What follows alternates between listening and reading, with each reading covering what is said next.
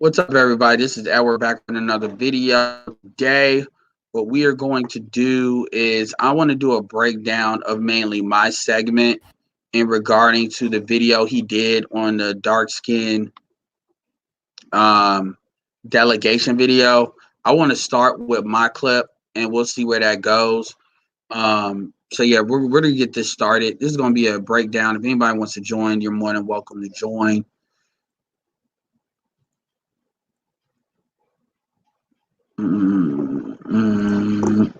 Here is the link in the description.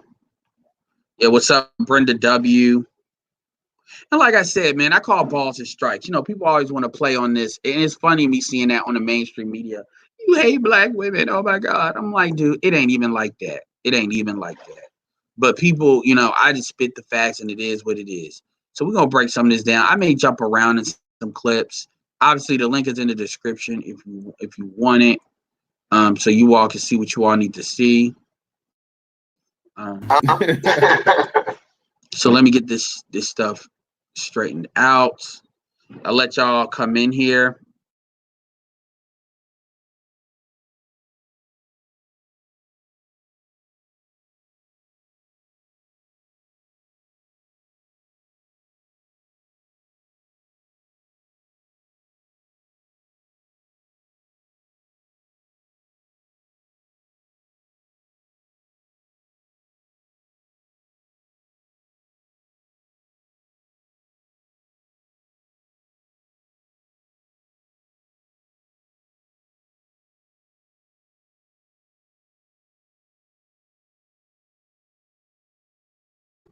What is up, Meech?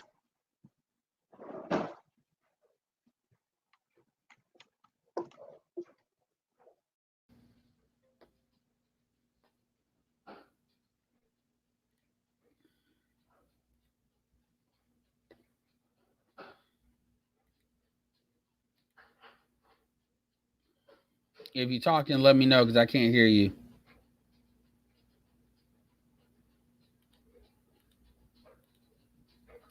Yeah, Meech, I can't hear you.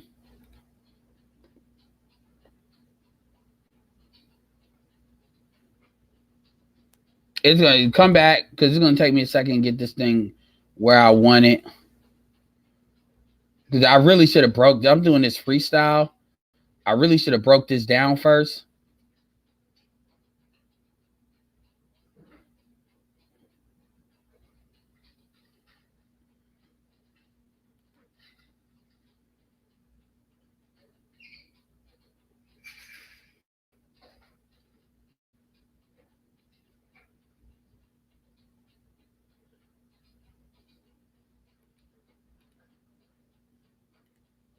Can you hear me, Meech?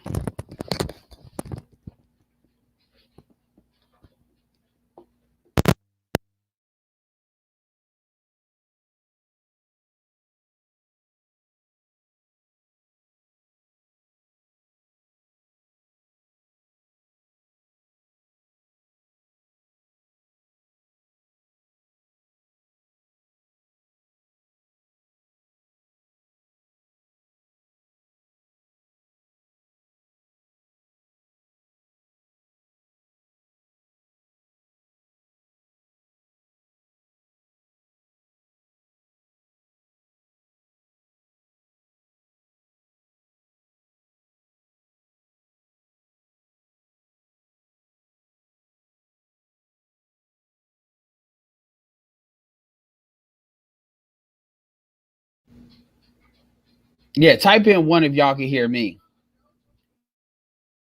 Type in one if y'all can hear me.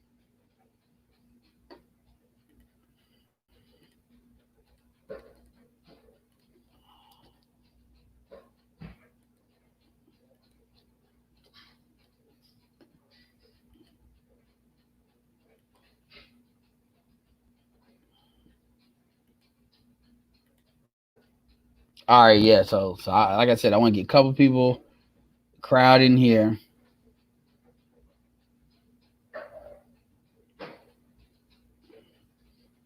I ain't even check out them primary results are gonna come in.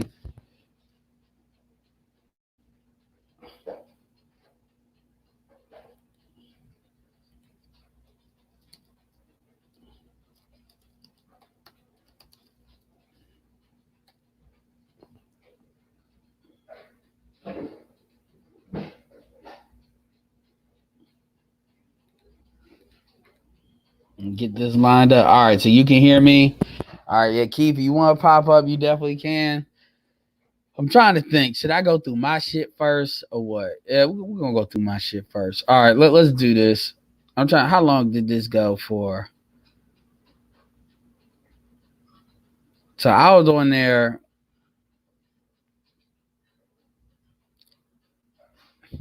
So my shit went on specifically 30 minutes. So that's interesting. That is interesting. All right, let's go. Let's go. So we gonna rock out for like another hour if the ladies permit. And let me know if you can hear the commentary but, too. We got Edward. Oh Lord, we got hey ladies, have you done your ear exercises? Have you done your ear push-ups? See how you set me up. What do you mean? What do you mean? Find out. You got a special treat for you, brother. See, this nigga already set me up. So here's the thing. I was in the background and I was fuming because of that Kobe shit that Miss Shirley was talking about. But I had calmed myself down and said, all right, I got these questions on my phone. And I was on my phone. I'm gonna answer this shit and I'm gonna ask them. Now, like 2-3 questions I didn't ask, but the ones that I really wanted to, I got to ask. So, like I said, if y'all want to hop on, you definitely hop on to drop the link. But he already set me up right here. But let's go. Edward Anderson of the Long Wind in the building. Don't do that, Mr. Fantastic. Don't pollute the atmosphere. I'm gonna be good because all you should hear us. I know you see us in the background because we wilding out. Because this is like a fucking roller coaster ride. I'm trying to give everybody what they want, man. I didn't expect this shit to be this big, but y'all coming. Well, because the colorism argument is always one way. It's black women are the victims. Black men are practicing racism against black men, women. The end. So dudes don't get to say their side. So that's what it is. But I actually have my questions written down. So they're very focused. I'm not going to do monologues because other dudes are waiting, and that's not what they signed up for. I have my own channel for that. So, but shout out to the ladies for being here because I'll give credit for being here because a lot of times that's not there. And also, Mr. Fantastic for doing this as well. So here's my first question.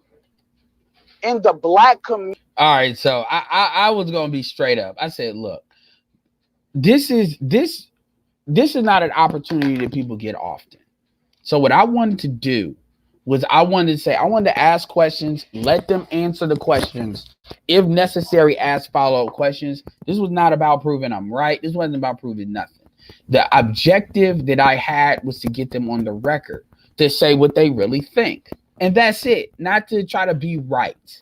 And that's why you'll see when this is his channel, this is his show, right? So he can do whatever he wants to do. But this is why I tried to shut it down when it was kind of going back and forth, because this would have probably been like maybe 10 minutes less.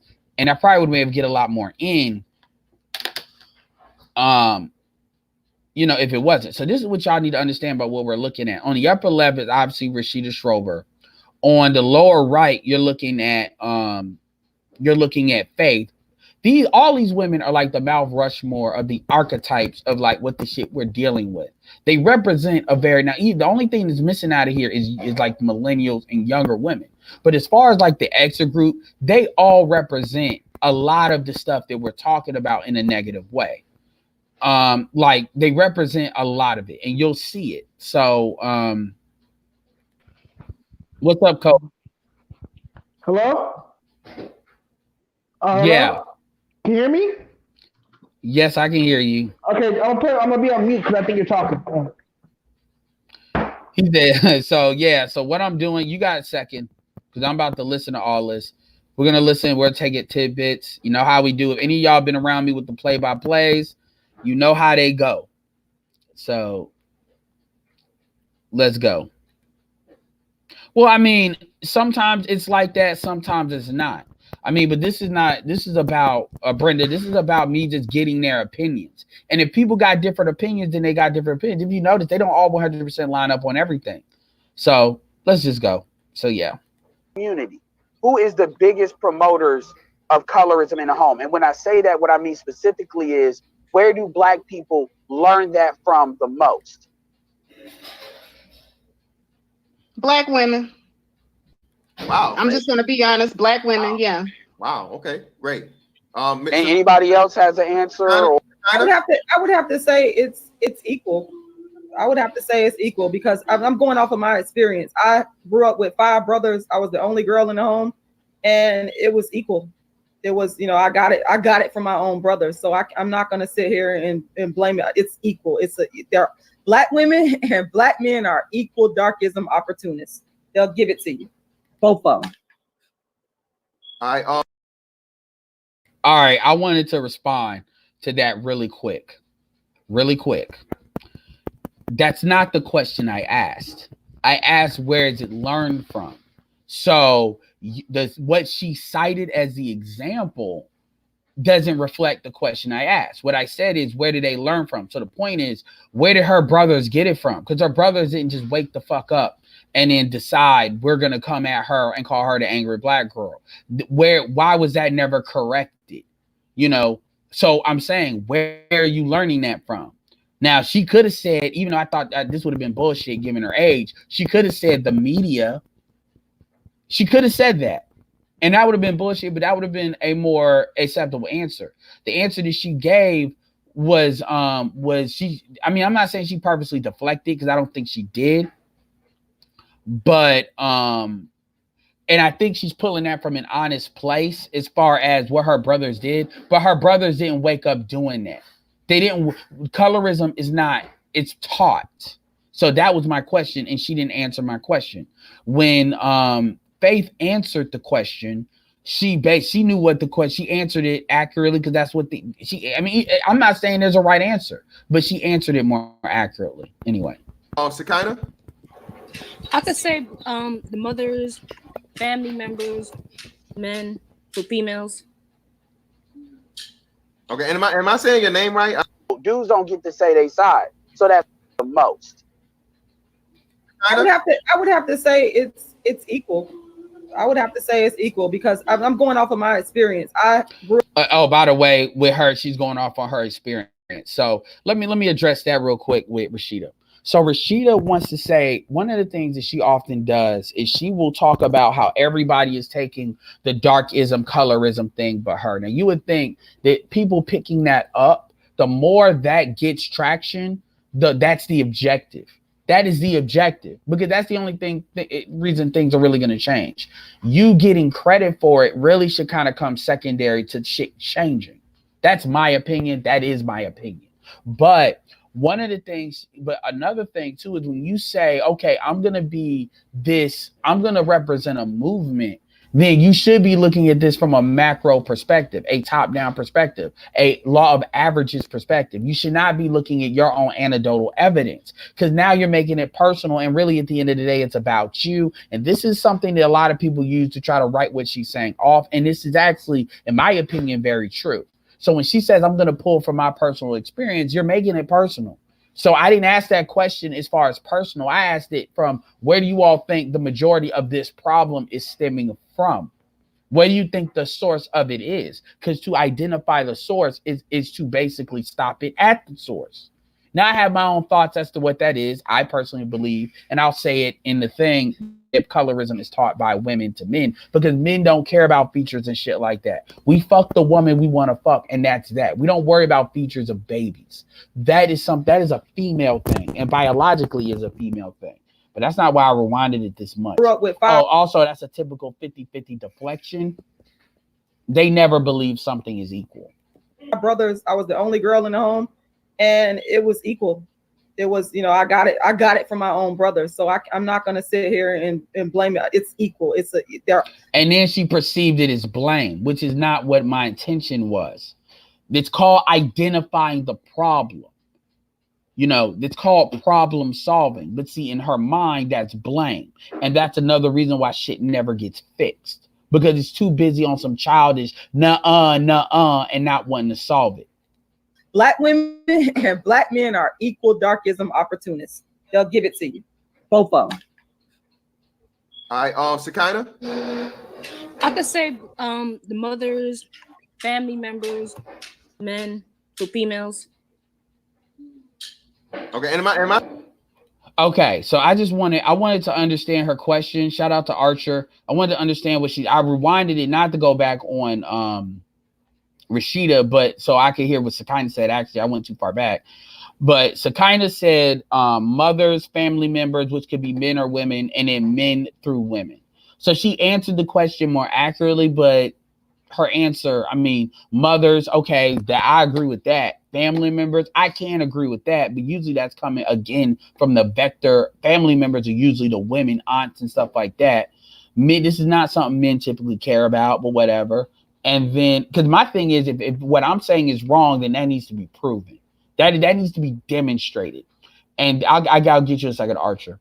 And then, as far as men to women, you know, that's the ugly girl argument. That's the, well, you know, black men are attracted to lighter skinned women. That's an ugly girl argument, and that stuff is talked about later on. So anyway, before I move forward, and I know we ain't even gotten to 30 seconds, like a minute of this bitch, but yeah, we're gonna break this shit down point by point. What's up, Archer? How's it going, Edward? It's going all right. So what we're gonna do is I'm actually breaking down my segment. It's a 30-minute segment. It actually won't be that long because I'm gonna skip the back and forth shit. I'm just want to focus mainly on the questions.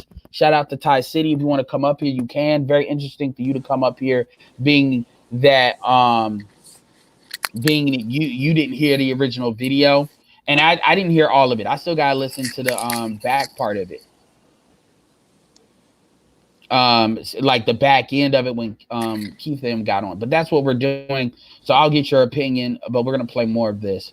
We'll probably break it down question by question. I don't know. It depends on what the fuck I feel like, but we'll see. Am I saying your name right? I don't want to. I keep saying your name. It's Am I saying Sakina. it correct? It's Sakina. It's Sakina. Sakina. I'm sorry, Sakina. Sakina. All right, cool. Miss Shirley. You know, I must be the opposite. I didn't have that problem with my parents. They were black Southerners, so they never did that to me. But I will. So I just want to break that down. I know it's gonna seem like I'm cutting people off at the knees. Southerners are known to have the biggest colorism problems. Out to the West Coast is relatively new because they've always had and Shirley will talk about this when she talks about the Hispanic shit. But for the most part, the majority of colorism, generally the stereotype is it goes on in the South. So to say that because they're Southerners, that's not true. That's actually not true. But whatever. I will tell you, my cousins were that way. My cousins were very high yellow. So it still stems back to the foundation in the family. And I know where he's going because I said that earlier. I said, you know, how people personify you as a child and what they do to you. And even if it's not even a family, it's somebody in school. One of the ladies mentioned earlier, you know, my handwriting. Faith had talked about her handwriting. So there's always colorism that affects you as a child. I don't know why people are so mean. People are mean to dark skinned. Okay, that shit doesn't mean shit. And this, I was called a buttermilk Negro on fucking YouTube, you know, by a older black man, and I've turned that into a running joke because I don't give a fuck. You know, I know where that's coming from. So my thing is, what happened? First of all, what happened is not taught in school. It's taught earlier than that. So again, but she admitted that when she said the family. Now, here's a funny thing. She wants to say her family was jumping on her for being black because they were high yellow. My family is more dark skinned than light skinned, but we have light skinned people in my family. That's not some shit that goes on in my family. You know, that's not some shit that's cool in my extended family to pull that bullshit. So the question is, why was that never fucking corrected? Because the adults are in on it. Now, the question really is, who is really validating that? Because like I said, my whole theory is black music gynocracy. So dudes are only going to really step in when they really feel like it's necessary. When it comes to like kids picking on shit, a lot of times the dudes are not going to feel like that's necessary to step in. But she keeps coming. She brought it back to a personal place. Why are kids so mean? Because black people are assholes. We're like that. I'm short. So if I was up here talking about, they talk about me being short, I'm the shortest of my three. I got two brothers. One is 5 years younger than me, the other's 10. I'm the shortest. Okay? Let's keep that real. So I'm shorter than most of the people in my family, my extended family. I'm the shortest. We have people in my family we have plenty of people that are 6 feet, 5'10". I'm an outlier. So if I was sitting here and creating this like psychological issue over height, nobody would give a shit. Nobody would care. They would just say, get over it, be a man, blah, blah, blah, blah. That's what it is. Even tall women, for the most part, don't get to use height. Like they're overly tall or awkwardly tall. So again, and somebody brought that up before and she didn't want to hear that. Anyway, I'm going to keep playing it and then I'll get your stuff, Archer and Kobe. The kids, and we all have to admit that. And I think that we need to be conscious of that. If you have dark-skinned kids, Society is just not a nice place. All right. Next question, Ed. Ed, Archer, do you have any comments since that's the end of the question? Gray Fox says he's going to disagree with me about a colorism in the South. He didn't have a problem until the 80s. I was raised in North Carolina. I mean, well, as interesting you said that, because the 80s is actually where what I'm referencing. But if you ask people like BGS Igmore, who's older than me, and he has like, and I can actually show this with Louisiana and stuff. You live in North Carolina. North Carolina isn't the entire South. So we're talking about as South is a region, it has been known to be an issue. The history says that. Now, if you want to disagree with that, you can disagree. But, you know, it has come up with that. Archie, you have anything to say? Kobe?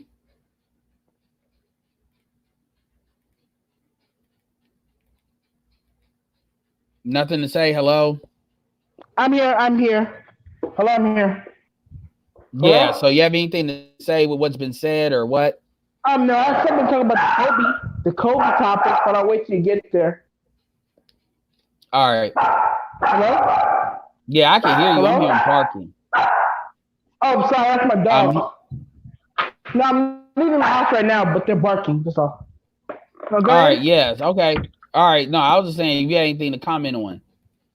No, I mean, not really. It's kind of hard, but I guess I have something to say.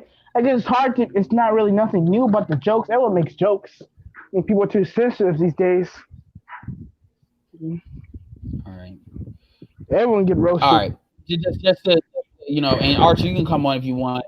Hey, with the Louisiana thing, okay, I get that each state is each state, but I'm looking at it as a whole region because you got Florida, color. Like, dude, man, come on, man. Like, and y'all can have y'all opinion. It's okay.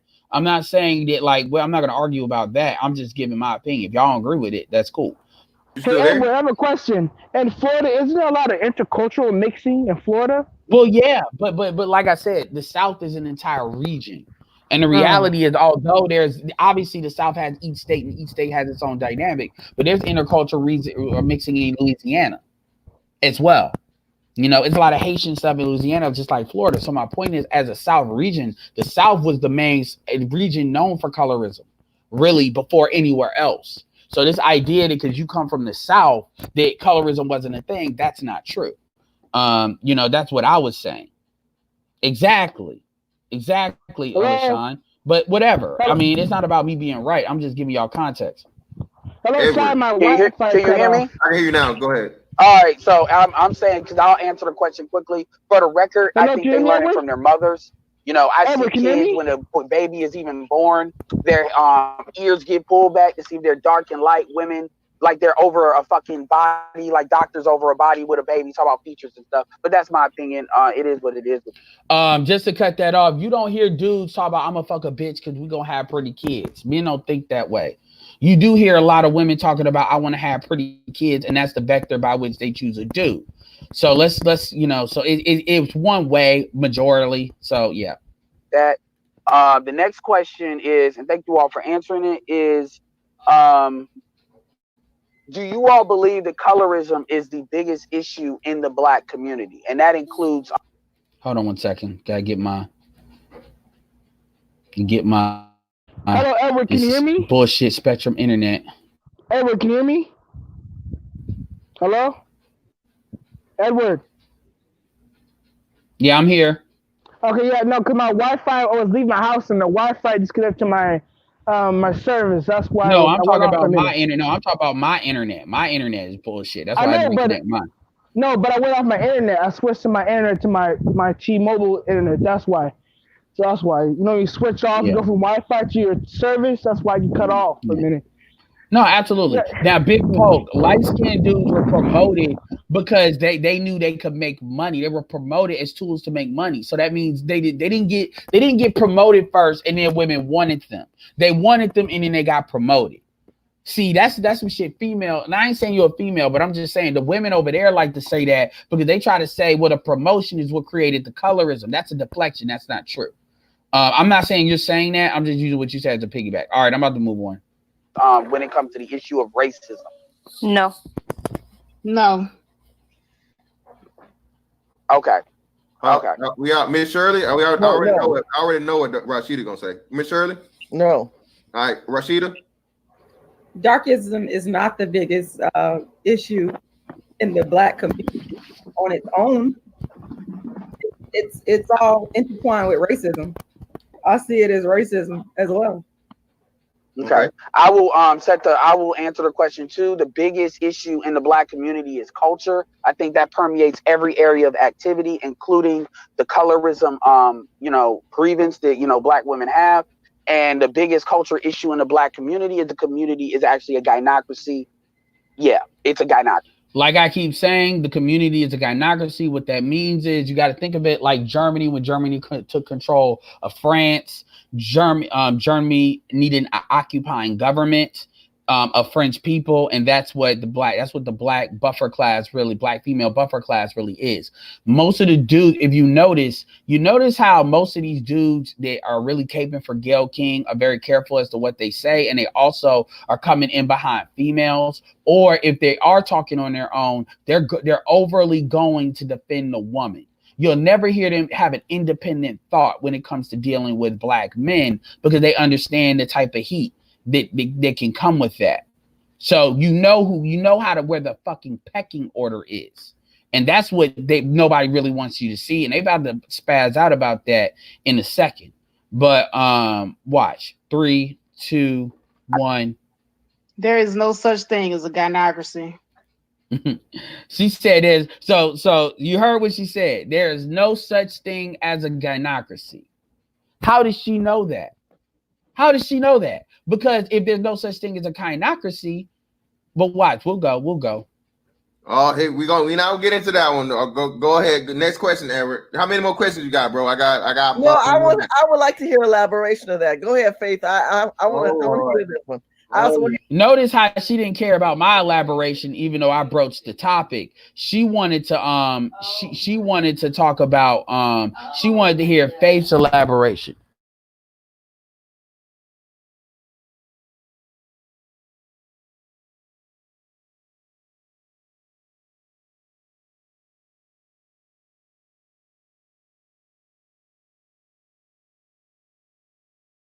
So here we go.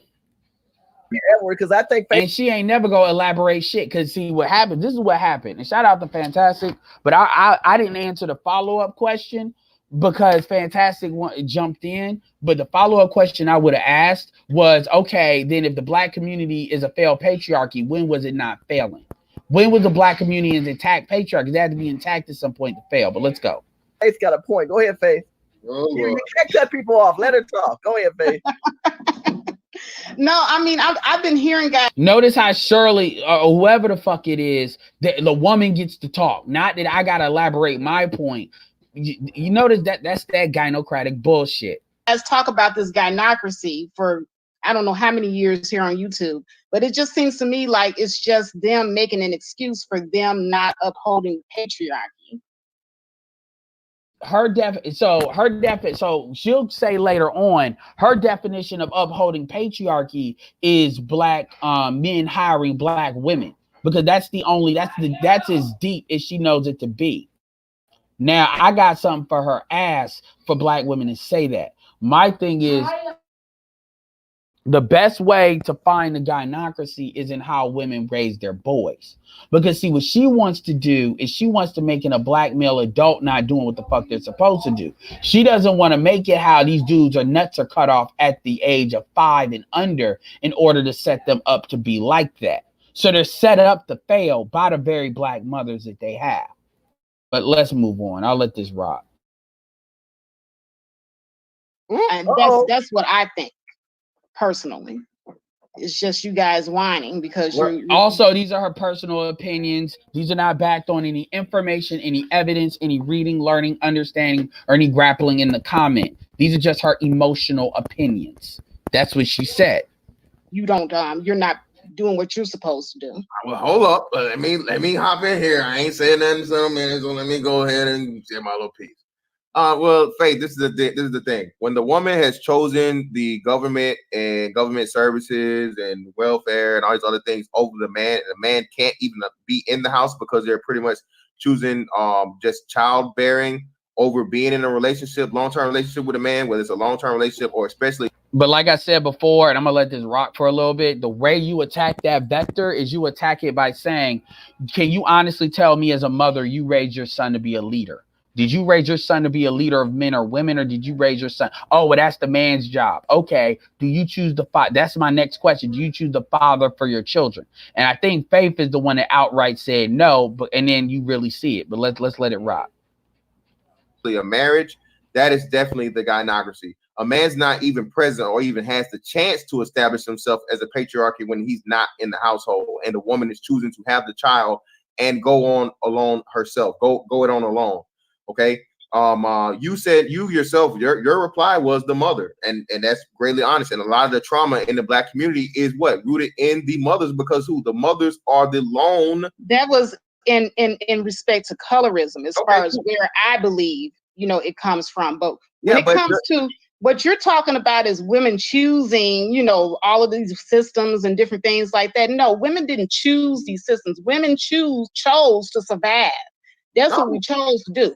We chose to survive in spite of you not being there. That's what we chose to do. That's the same thing. That's the same thing that, and this alludes to something that Sakina said. You guys aren't choosing the dudes that truly like you and that truly want to have a family with you and that truly want to build with you. You're choosing the dudes that are willing to fuck you and get you pregnant and have kids by you and leave you, but you're not making good long-term relationship choices. You just aren't.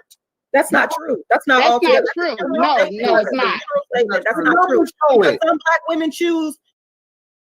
This is the first time they start talking that bullshit. This myth of niggas switching up on them. But I actually got some extra stuff to talk about that later. But that's gonna be for another video. But this is when they allude to that, and I have a question that goes in on that. But they want to see, this is where the lies really are. They want to act like they're victims of their own mating process. They are victims of their own choices. We've already established that they don't vet men for character. I mean, shit, Obsidian is constantly talking about that.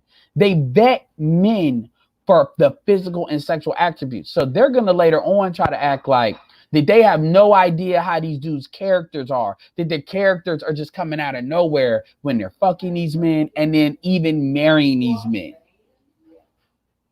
It's very damning, but let's go.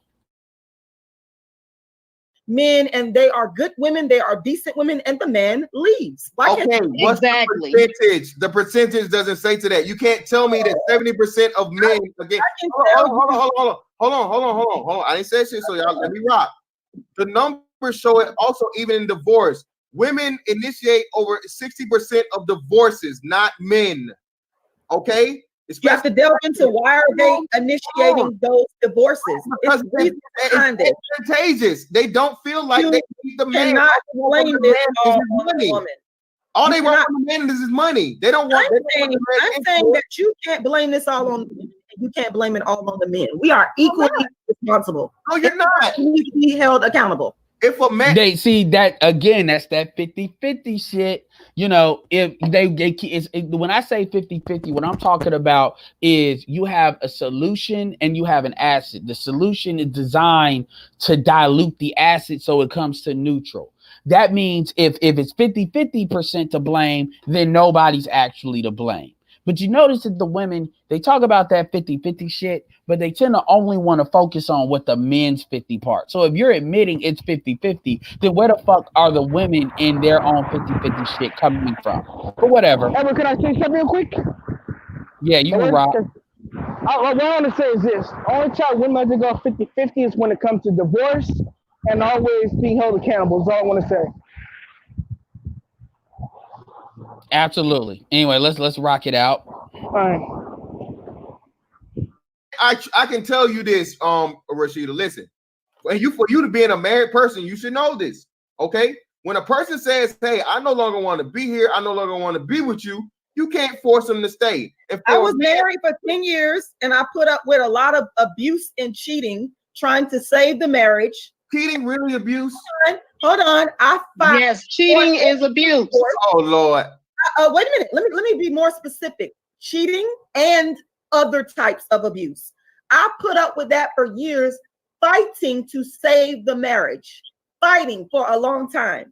So you mean to tell me that I'm supposed to continue to fight with a man who doesn't want to change his behavior? And I'm here saying, let's work this out. That again, that goes by all means. Look, hold on.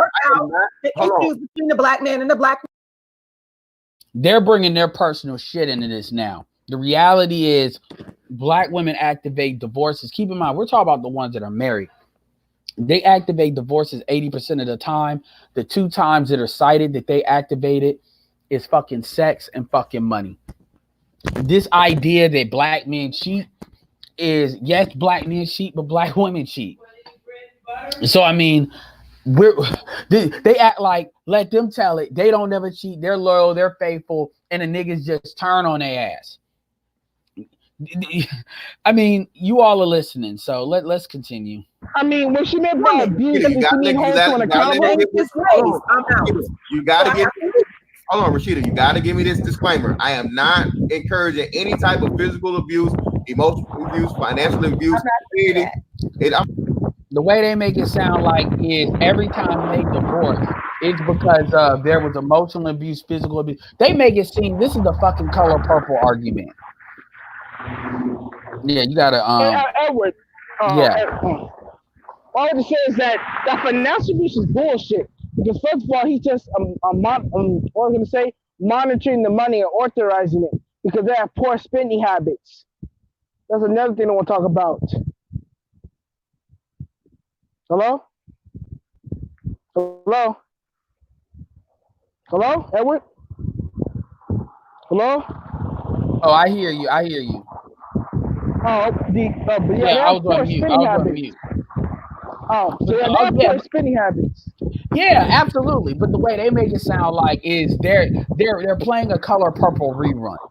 Yeah, and most of them, yeah, they're playing a color. They're trying to make. And so you got to remember the age of these females. These females are older. 30. But they're older than 40. Like Rashida, I think is one of the youngest ones. So these are not millennials talking. That's another thing. So anyway, let's go. But one more thing I want to say, but yeah, that financial is bullshit. Yeah, what's up, Meech? I post something on my Instagram talking about them. Like, I was thinking about Serena. I'm like, wait a minute, Serena makes more money than her husband. And also, why are you in a course about financial abuse? She make more than your husband. So you're not oppressed. You got a biracial baby, which you wanted. You make 225 is your net worth, and the husband got 9 million net worth. So I'm like, it's kind of the audacity. Well, I mean, you let them talk. They're presenting themselves as the 100% victims and never the victimizers. Yeah, and I'm like, Serena, you make money. You make more than your husband. Your husband, and her husband's not broke. She's married. I'm talking about these chicks right here. And but I drew the example because it's that financial abuse. That's why I thought about Serena in that commercial. You see that commercial? But she was talking about the financial abuse commercial. I'm like, Serena, your husband's not broke. He had 9 million. She's gonna make it.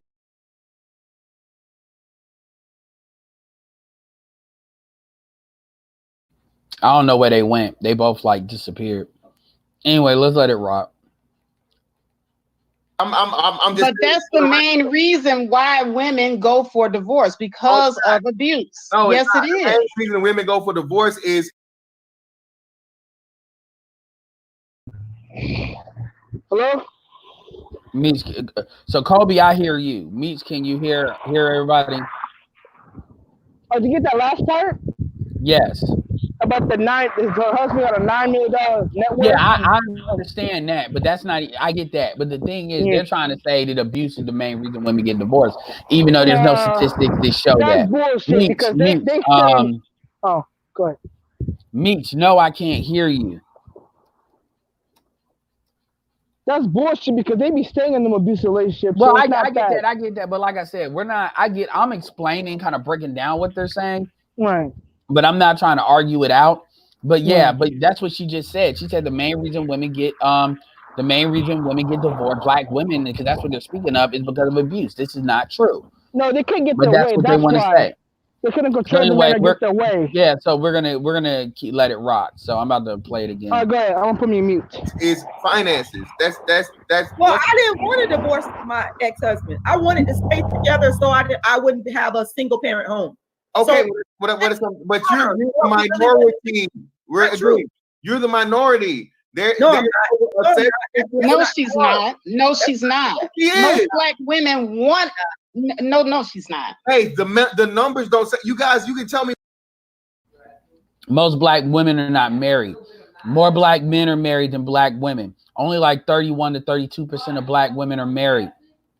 So that most shit is bullshit. But see, she's taking her feelings and projecting them out. Can you hear me, Meech? I can hear you. Can you hear me? All right, great. Okay. Yeah. All right. Good to So go. what do you think about what you've heard so far? So what I heard so far is this. Okay. There's you ever ask somebody a question and they give you a knee-jerk reaction instead of an actual thought out answer? Okay, the answer you're getting right now, this is the answer they had far below. You're probably not gonna be able to change their mind. This is the answer they're willing to give. Let's be honest about something. I mean, dude, you talking about? I mean, look, I'm 41 years old, bro. I was in junior high school in the early and I mean the early 90s. I went to high school in 92, right? I was started junior high school in 89. Dude, they were saying, girls were saying stuff like, man, calling us out of style, being dark skinned, right? They don't want to take the blame for it because they don't. Here's the thing, that's not cute. That's the well, they hide that females. part. They try to make it like colorism only goes one way. You kind of let them talk, like on the sexual dating marketplace. But go ahead. Well, here's the thing. The vast majority of colorism, even today, still comes from the female. The vast majority still comes from the female. You can see this in. I want a light baby with light eyes. There you go. Exactly. And so here's the thing they have to start understanding is that dudes typically move around in a manner of black men have, especially you're talking about the 80s and 90s. They moved around in a manner adjusting to what females wanted.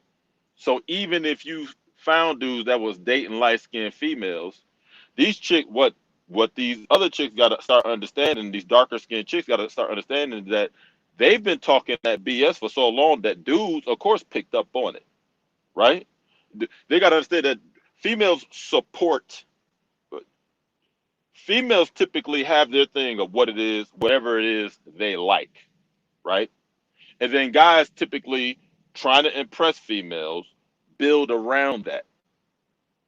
So when they see in these lighter skinned chicks in these music videos, what they got to start understanding is that, well, y'all constantly dating light skinned dudes, y'all constantly making fun of darker skinned dudes, and then you're doing shit like getting typical non-Afrocentric features about yourself, putting on makeup that's lighter than you actually are, putting in weave that doesn't look anything like your hair.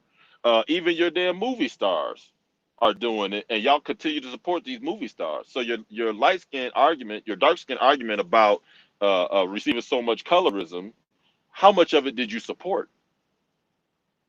Absolutely. And what I want to do at this point is focus on their complete bullshit, because their bullshit right now is black women basically only get divorced or mainly get divorced because they're emotionally abused, physically abused, psychologically abused.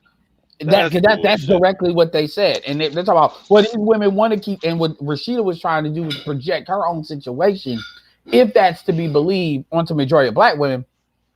And what I'm saying is I'm saying something like, I'm like, look, majority of black women are married. We're talking about a minority of a minority. So you all trying to make it like, well, most black women are good, decent people. They just want good, decent wife. That's not true. That's not true by definition, by vector of what you see. But that's what they'll say. Anyway, let's move forward. So I'll let people go. Colby, make sure you mute your mic. This is almost finished with this rant shit, and I'll get back to the questions. Okay. What you feel, but you can't tell me what the numbers prove. The numbers prove. You're only talking about the divorce rate, but you're not really delving into why the women are going into the divorce. Divorce rate and single mother rate. The divorce rate is a 60+% rate. The single mother rate is a. Now a female, see, when they don't like the stats, they start acting like you picking stats. Men don't typically do that. Women do that shit. But whatever. Moving on. 70+% rate. These women are choosing to have kids without men, point blank, period, in every way you look at it. I had my child. That's not true. I had my daughter. That's what I'm saying. You don't apply. That doesn't apply to you. That's what I'm saying. You're the exception. And just going back, you got to remember the age of these females.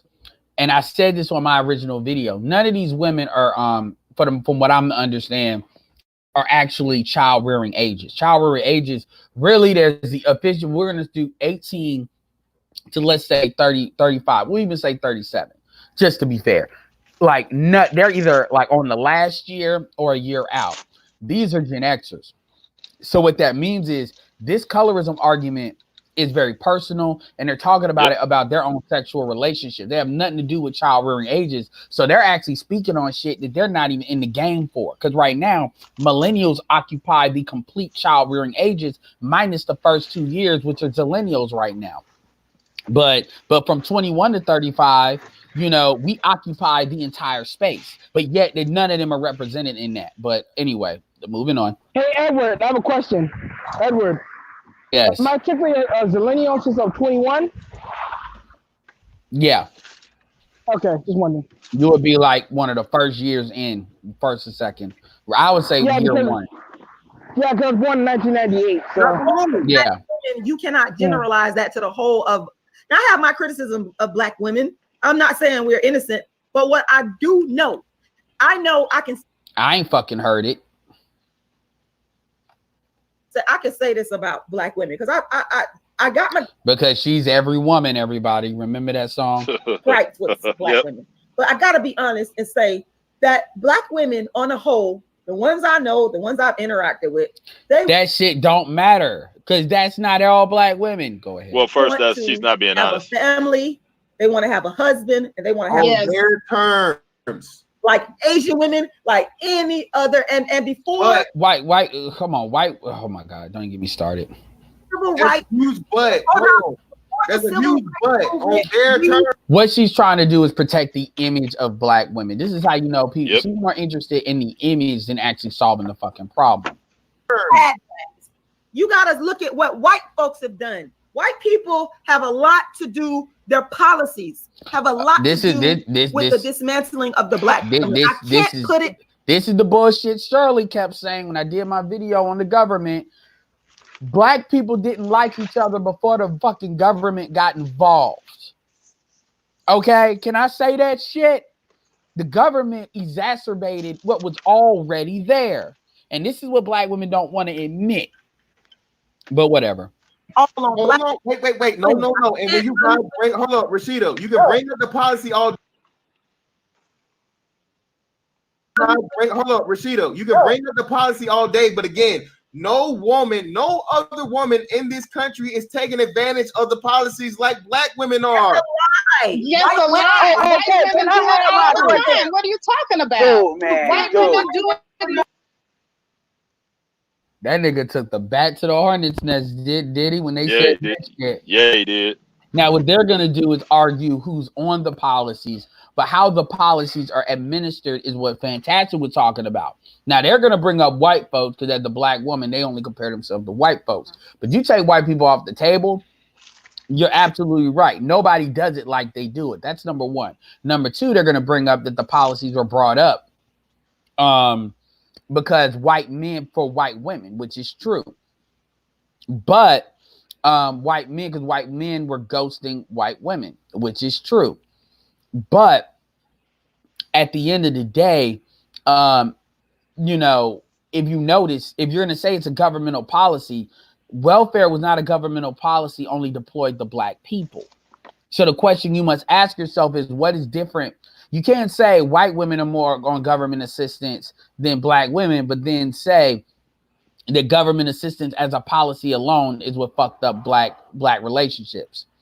Because what you're essentially trying to say is, yeah, black men, the governmental policy created the opportunity for black women to do what they do. And that's what Fantastic is talking about you all taking such opportunity where you didn't have to take it. And this is what they're trying to kind of play word salad with. But let's go. Oh, I got that ass, man. I'm the prosecutor the fucking night, motherfucker. Majority on welfare. Please White women are the majority on welfare. White women are the majority that get child support. Black women, we don't even hardly file for child support. We talk about the history of welfare. Do you know that it started for white women? Can I finish my question? Can I finish my question?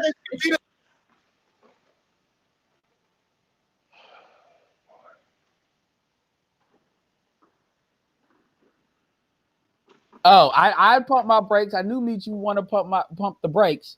Yeah, she said black women don't even file for child support like that. Holy shit. Hold on, let's rewind it. I don't want y'all Holy shit. I don't want y'all putting words in motherfuckers' mouth. We don't do that here. All calls are not monitored, but they are recorded. That's what we used to say in the call center. So let's replay it. Like Asian women, like any. In fact, motherfucker, we're gonna be ignorant today. We're gonna play the 75% speed because we know how they fast salt when they get in their feelings. Let's see if that works. We're gonna experiment. And before civil rights, huge butt. There's a huge butt on their turn. You gotta look at what white folks have done. White people have a lot to do. Their policies have a lot to do with the dismantling of the black family. I can't put it all on black. No, wait. No. And when you bring, hold up, Rashida, you can bring up the policy all day, but again, no other woman in this country is taking advantage of the policies like black women are. Yes, a lie. White women do it all the time. What are you talking about? Dude, man. White women do it more. Majority on welfare. Please. White women are the majority on welfare. White women are the majority that get child support. Black women, we don't even hardly file for child support. We talk about the history of welfare. Do you know that it's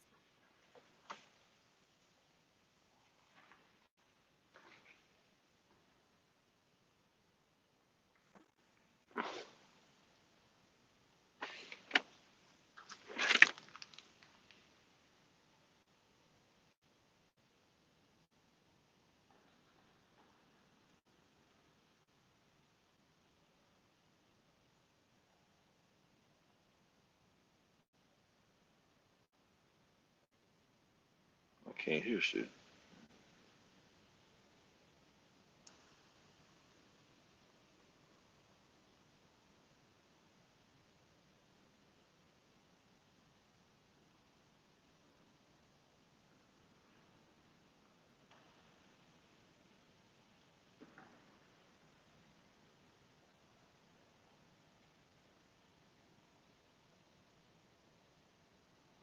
Oh fuck. Anyway, my bad. Thanks for saying that in chat. So welfare, like I was saying before, welfare is not child support, not the same thing.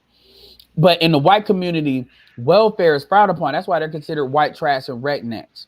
And also, they're not taught to game the system like in the black community. Also, they're not pulling paternity fraud, in my opinion, like black women are doing that on black men to the extent that that happens.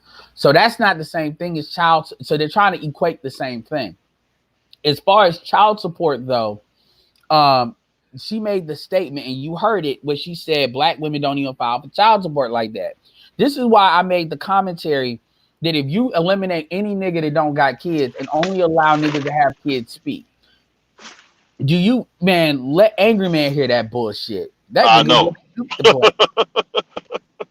So what do y'all think about that? First, let me tell y'all something, Bill. First, let's get a couple of goddamn things straight. Yes, White women are the vast majority that are getting welfare. We understand that. That's a numbers thing, though. I mean, they're over 60%. White people are over 60% of the country, right? So that's just a numbers game. Here's the thing, though. There is, when he said they don't use, it's not that they're not using it in large numbers. It's the manner they go about using it, right? So I've been like, I'm 41 years old. I did 9 years in the military. I've had a whole lot of time around white people. I have never, ever, ever, except if you're talking about one of them white girls that live in the hood and date black dudes and got that hood culture. I'm talking about in their culture. I've never, ever, ever personally ever met a white woman that got pregnant just to get a dude, just to force to get welfare or get child support, Not outside unless some that dude serious was sugar rich. baby shit. Not Unless outside that, no celebrity shit. Go ahead. yeah, that's what I was finna say. Unless they was finna get, unless that person was rich or some shit like that, or he was a doctor, a high paid person. But other than that, it wasn't no damn a white dude, a post office worker sitting up here saying, "Man, these hoes is trying to set me up." See, this is the thing. They don't want to take account. They know nuances. Black women know nuances there at work. It's like that. It's not like they don't understand the concept of nuance, right? So They like to be she sit here, intellectually honest. right? She to say something like black women don't file child support that like that.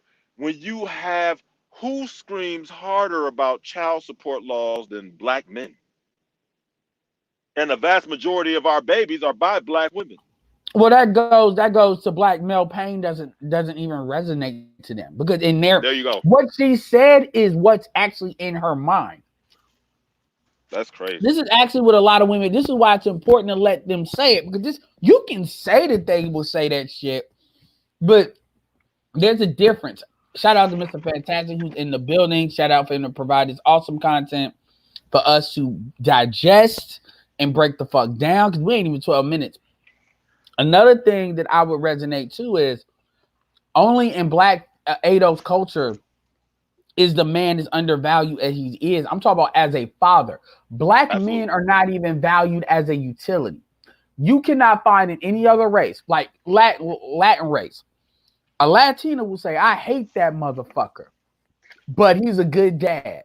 He's a good You dad. would never hear that you hear it in white culture a little bit too, but it's more known for like you will never hear that in black women because black women identify who you are. They don't separate that because they don't actually view fatherhood. Everything about a black man is how you feel about him because you are an inanimate object. You're not okay. He's an asshole, but he's a good dad to the kid.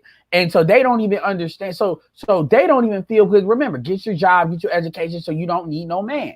So they don't even value the utility of a man until everything else, quite frankly, has failed.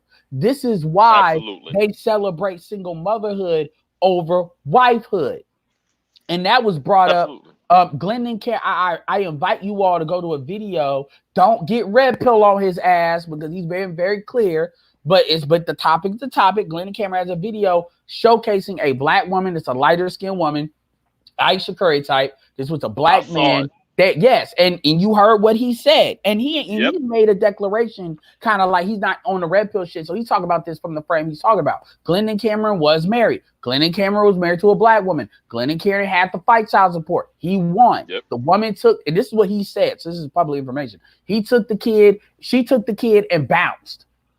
She took the kid and ran, and he decided what he decided, saying, "Look, when she gets older, he'll break it down." But he's not chasing the chick to the ends of the earth. I'm not gonna call her out her name because that is a child, mother, his child. But the point is, he showcased that, and I said it, and he agreed. Single motherhood is more valued in the black community than wifehood amongst black women. That's not true amongst black men. So anyway, I just wanted to break that down. I know it doesn't seem like we've gone really far in the video, but this is important because go ahead. Let me say this real quick before you get back to it. When an 80-year-old woman can say something like black women don't really file child support like that, then how can that makes her an incredible witness at that point? She's not credible. How can we possibly take her serious that just goes when it comes to colorism? Remember what I did the video saying we're on different fucking planets. That's what that is. I mean, I wish BGS was on this bitch. This is some shit we used to Jesus say, Christ. fuck it, we gonna spend 8 hours on this bitch.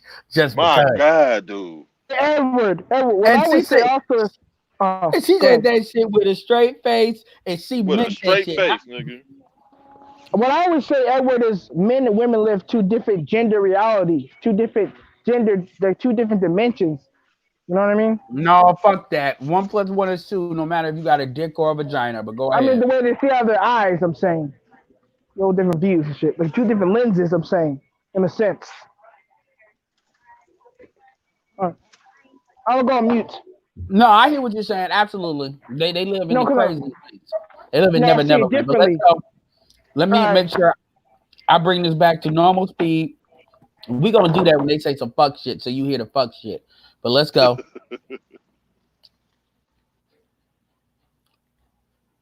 Started for white women. Can I finish my questions? Can I finish my questions? Because this is dragging. What's more important? What's more important? The gross number or the rate? Mr. Fantastic, I'm not here to convince them of anything, because that's going to drag the conversation. I just want to ask the question. This nigga trying to get a statistic. These bitches don't give a fuck about that shit. They're like, you know what? I'm a black woman, and I say so trumps all that shit you talking. And then what they, because we can always make videos on what they say after that. I want them to, and that's what I'm doing now. Give their honest opinion, because I know if I try to convince them and stuff, it's over. You had to kick me off. So I did want to ask. I did want to ask a couple of, because how they feel is how they feel, and that is what it is. Black women want to be married with a family, just like white women, Hispanic women, Asian women, etc. Okay, so I got a follow up question to those other questions real quick, and I'm almost finished. Number one is because I'm not gonna ask personal questions. I will say this though. Do you all as women, your individual opinions, do you feel that women choose the fathers for their children? Yes. Yes, I do. Yes.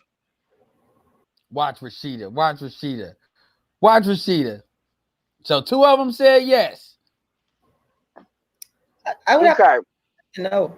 Oh, go ahead. Yeah. No, because sometimes the man. Of course not. Because it's the 50-50 bullshit. I mean, keep in mind, she's the leader of this shit now. And even though Faith needs work done on that gynocracy shit, because my thing going back to it is, if you believe that a woman chooses the father for her children, then what that man is a father she's partially responsible for. You vet, like, I'm not taking the dude off. Just like how if a dude bitches about child support, you chose that bitch, you knew what the system was.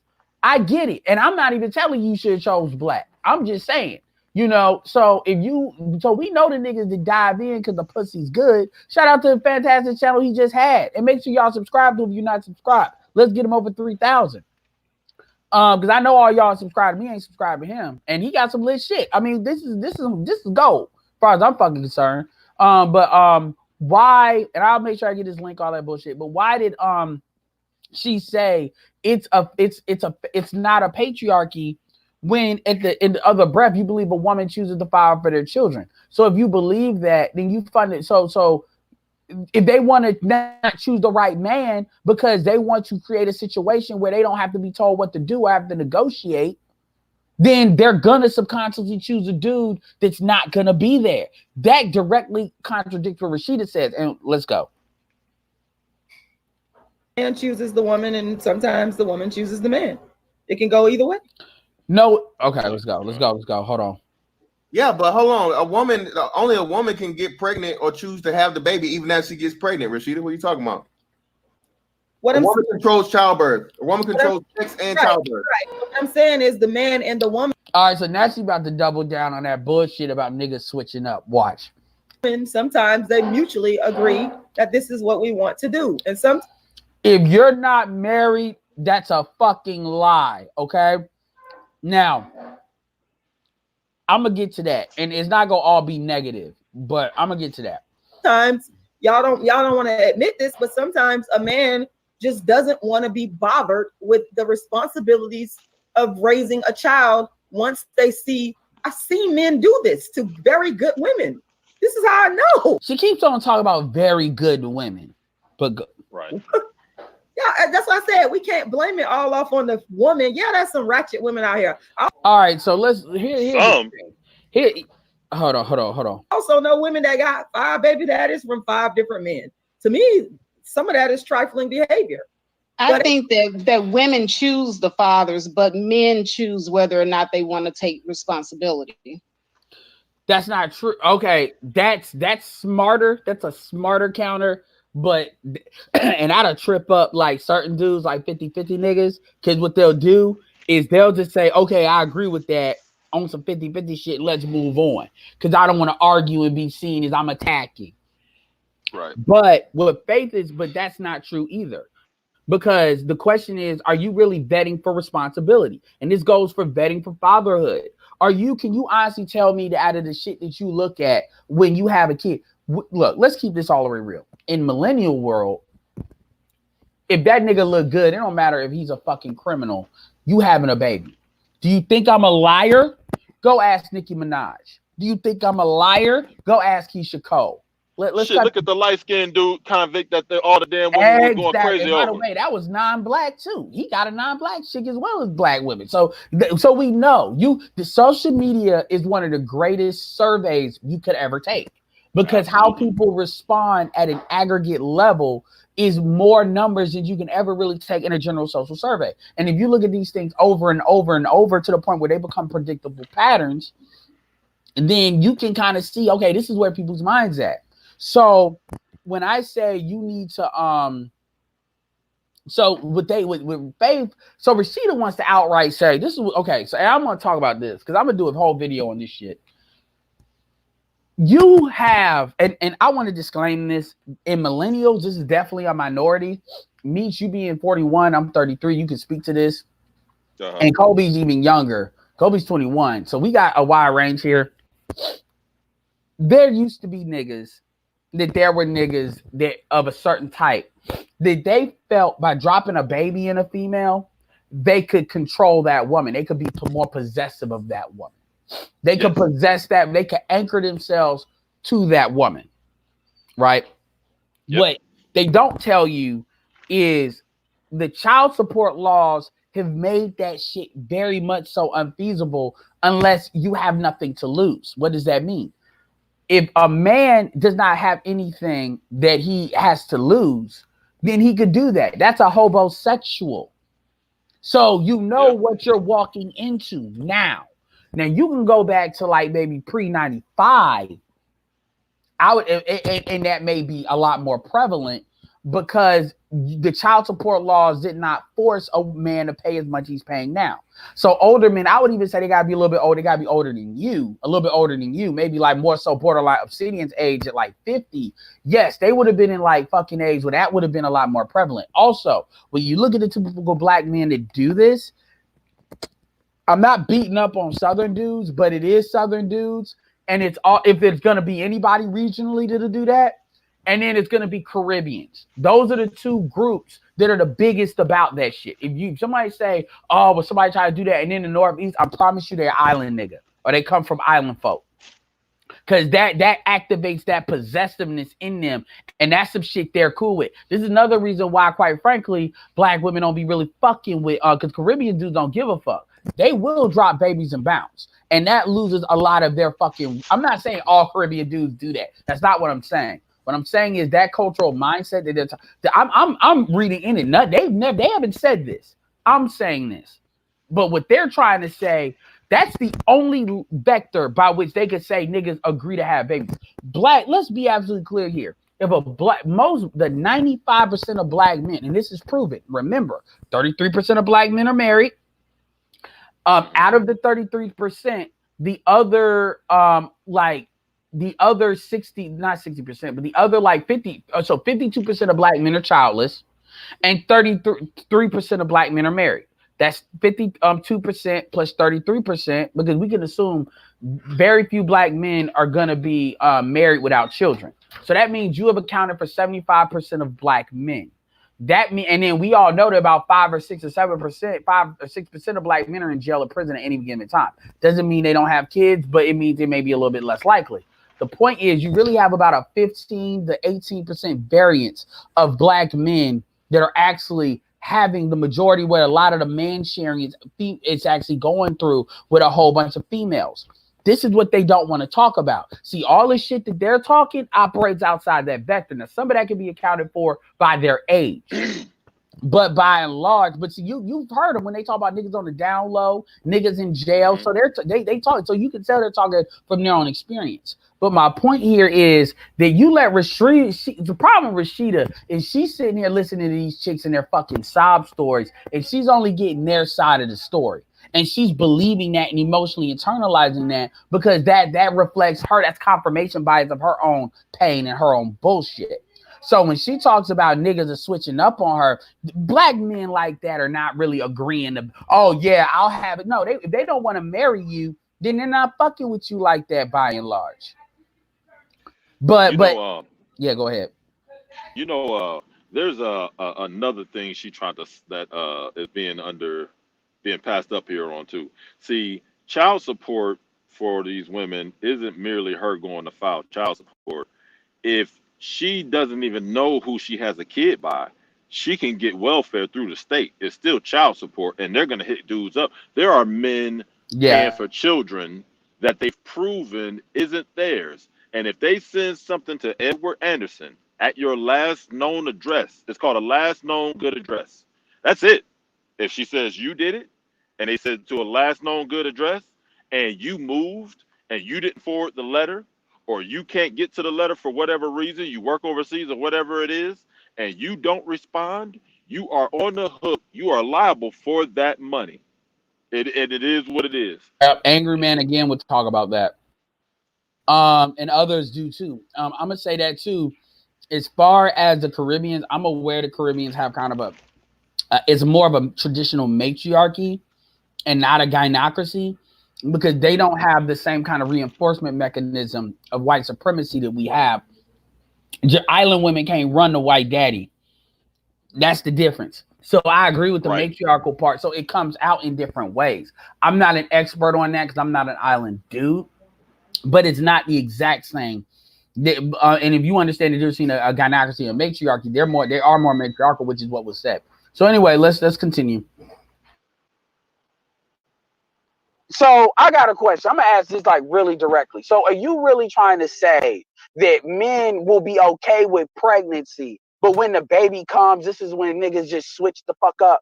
And hold on. Yeah. And there is no pre-recollection that these guys are like this, and that includes the cheating aspect. So these niggas never show that they might like to slang that thing, and they never show that they. I don't know what the fuck I was talking about with that slaying that thing. That's lame as fuck. But whatever. I didn't want to curse. May not want to have a kid, but then when it's there, they like, oh fuck, abandon ship. Is that what you're saying? The majority of the way it happens. I'm saying, and I'm not saying a majority. I'm saying that it's the case by case basis, and that sometimes that does occur. You can't. Again, I'm talking about the law of averages, not no fucking case by case basis. You see how she keeps trying to low key neutralize everything back to that 50-50. Yep. She doesn't want to fall anywhere. I'm like, shit, own it. If you saying it, because I'm talking about this 73% single motherhood. I've already put up my numbers and where my numbers are. Yeah, I gotta listen to when Keith got on, because Keith said, fuck this. I'm cutting the white. I heard like 2 seconds and I say, yeah, I'm gonna save this. But anyway, let's go. I would say this to all the ladies. You get to say that if you have one kid, but once I see you with 2 or 3, especially 3 baby daddies, I don't fucking want to hear that shit. It's written off. I can agree with you on that one. Now, this is it sounds like I was trying to throw an olive branch to him because I still need him to answer some of my other questions. And Nick is cool. I don't have a problem with Nick. But my thing was I wanted to get my questions out and then leave. The reason why, and I'm gonna skip a lot of Nick shit, but the reason why I wanted to say that too on the back end was because they don't know how many black women have two baby daddies, 2 or more, 3 or more. They always act like majority of women are just getting fucking 1 kid and that's it. No, they don't. That's not what the fuck it is, because we know that they have a history of, they know the more kids you have, the more money you can get. Even if something as simple as like child dependence. So it ain't like these females are just getting one kid, they got baby fever, and that's the end. It's a lot bigger percentage of women that have two kids by two like that. That's, they want to try to make it like, well, most black women, if they're gonna be baby mamas, they're gonna be like just one kid, and then everything above that is like some like low ass number that we're just blowing up. And I want another thing. Yeah, so even though they agree with that, that's why they agreed with it. But whatever. And here's another thing. Yeah. Here's another thing with that, Edward, real fast. I don't care if it's just one baby. They'll sit up here and say, I didn't know he was gonna do that. No, it ain't about what you didn't know he wasn't gonna do. It's about what you had good reason to believe he was gonna do. Yeah. You didn't have any good reason to believe this dude even wanted kids or was gonna be there after you had it. That feeling of that strong dick in your pussy nutting, you didn't give a fuck. There you go. Clear. And by the way, this also, if you listen to BGS for Women, and which when Concrete told that story of her friend, see, I didn't even bring that shit up, of her friend that she wanted to have breakup, she wanted to have last minute fuck sex with the dude she was fucking with, and he didn't want to fuck with her no more, and she was able to get a baby out of him. See, that we're not even talking about that shit. You talking about Concrete Rose? Yeah, not Concrete herself, but she's talking about her friend. And Concrete Rose got a similar story. Oh, well, yeah. Well, what it is, what it is. I'm just referencing what she said about her friend. And about her friend on BGS for Women. So we also have these, well, we've heard women that's gonna say the shit in an environment. So see, they don't understand that. They think it's just us running our fucking mouths and we're never interacting. Anyway, let's go ahead. Let's continue. The thing that I will say too, if you are in marriage, then even with the who gets the divorces, I give a lot of black women a hell of a lot more rope for the shit y'all talking. If you had kids in marriage, then yeah, the dude, he made a commitment to you, so that's different. But Okay, when it's so like, but if it's not in marriage, again, Rashida, it ain't all about you. Thank you. Like, what the fuck? I was in marriage. When I not go out of my way to say I wasn't gonna make this personal. There's nothing about any question I've ever asked that has been directed directly to Rashida Schroeder. It is an average. What do you think about the average environment of black women as a whole in relation to these issues? Not no fucking, well, I didn't have that. You ain't every black woman. God damn. But see, this is her knee-jerk reaction, as Meek was talking about. She want to bring everything back to her. I said, according to Whitney Houston, she is. Yeah, she needs fucking doctor somebody. She need to be on Yvonne Van Zam. I would love to submit her fucking name. Fix my fucking life. Boy, that'd be a nuke. Your husband cheated. You gonna give me some rope? Yeah, I'm not this. No, I didn't want to make this personal. So yeah, I just said. See, she made it personal. So I'd be like, and I believe she was married to a Caribbean nigga. But I didn't bring that up because I didn't want to blow shit up. Because if it's seen that I'm attacking her, then all the fucking kamikazes will swoop in. Wait, what was the Matrix? You had them little sentinels. That's what I'm looking like with these females. Yeah, they crawling around. That fulfills what I said. That fulfills what I just said. But what I'm saying, but that's what the majority of black women are not married. So my point is, yeah, I'm like 30. Like, what the fuck? See how she keep on? Like, yeah. If you don't get that commitment from a black man, quite especially, you can say you were young and I don't count divorced women that had kids in wedlock as single mothers, but whatever.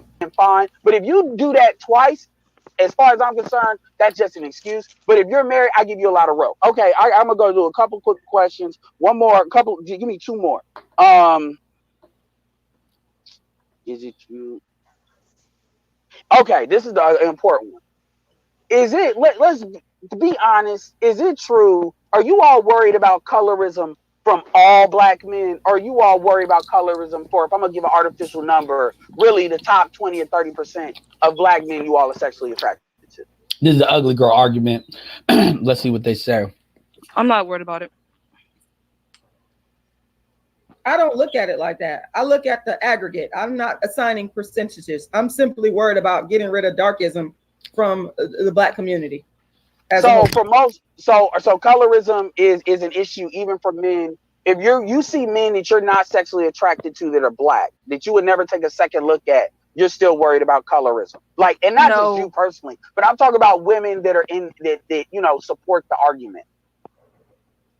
Only if he's in position to make a decision about a job or whether or not I get a role in Hollywood. See, she keep coming back to this niggas and hiring. And by the way, most Black men are in Hollywood. When they get the opportunity, they are hiring Black women. And dark-skinned women at that. So our track record. But see, these women, Black women don't ever advocate for more Black male directors, even though more Black male directors will equal more Black women getting roles. But because they don't think that far ahead, they don't see that. Because most of these niggas, a Black woman is coming somewhere, but whatever. Or something like that, then yeah, it becomes important to me.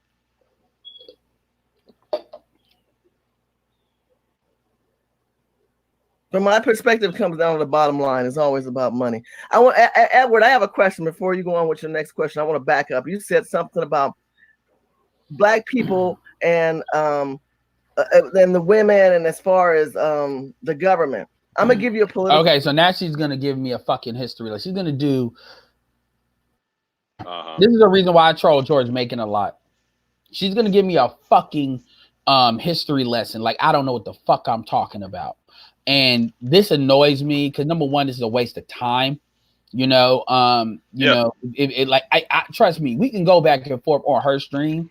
And my thing is, women like this would never want to talk to BGS. They would never want to talk to somebody that's more learned than they are, or that they know is learned than they are, because it doesn't allow them to push their points. And now she's going to educate me on her thesis about it's all the government's fault. Perspective, because I'm in politics. I'm heavily involved with politics on the conservative side. Oh Lord. As if let's keep it real. There's a difference between people that are pro-white and pro-conservative. They're Black conservatives, but I'm like, okay. And I want to say this: Black people are dispositioned because of government. The reason why you have Black women and Black men not able to work together is because this sounds like some Anthony Brian Logan shit, and this sounds like some shit she was handed to by white folks. Because but why she like focus it only on government? She's gonna focus it only on government. Because of Lyndon B. Johnson and the Great Society. They came in and they offered them to take the role of the Black man because of privatized prisons. Hey, she said they came in and offered them. You know who them is? Them is Black women. Now, this goes back to what Mr. Fantastic said. When Mr. Fantastic said Black women use these laws in a way that other women don't. Remember that, class? Remember that, Meech?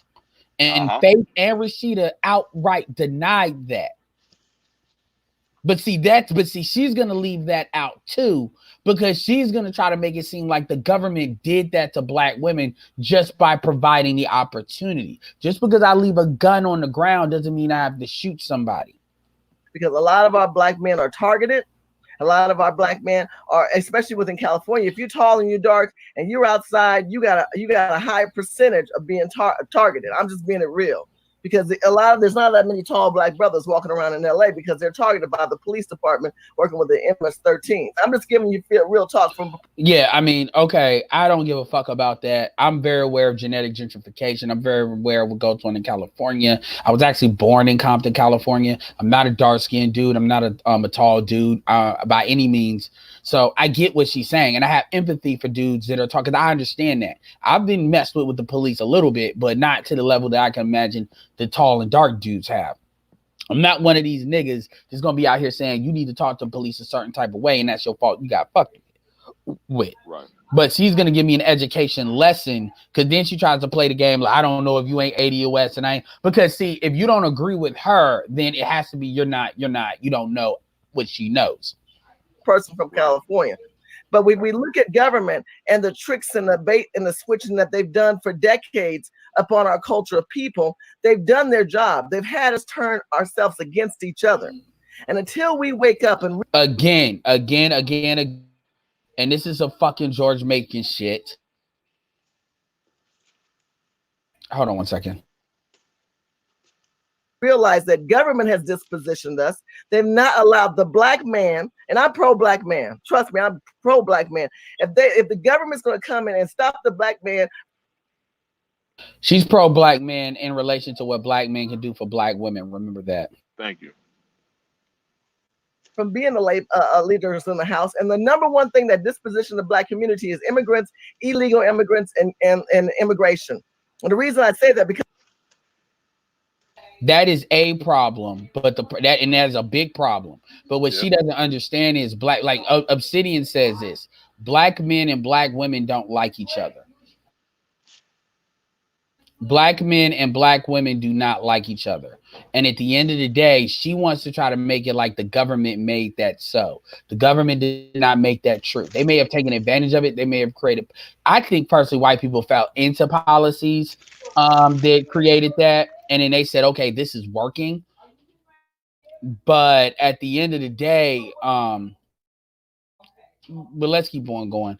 But at the end of the day, she wants to tell one part of the story and leave other shit out. And this is what a lot of your pro-blacks will do. Even on they want to focus it on the government and not understand it. Eventually, the not liking each other is going to come up. This matriarchal gynocratic shit is going to come the fuck up. Because what you don't understand, the women are creating the sons that they complain about 20, 30 years later.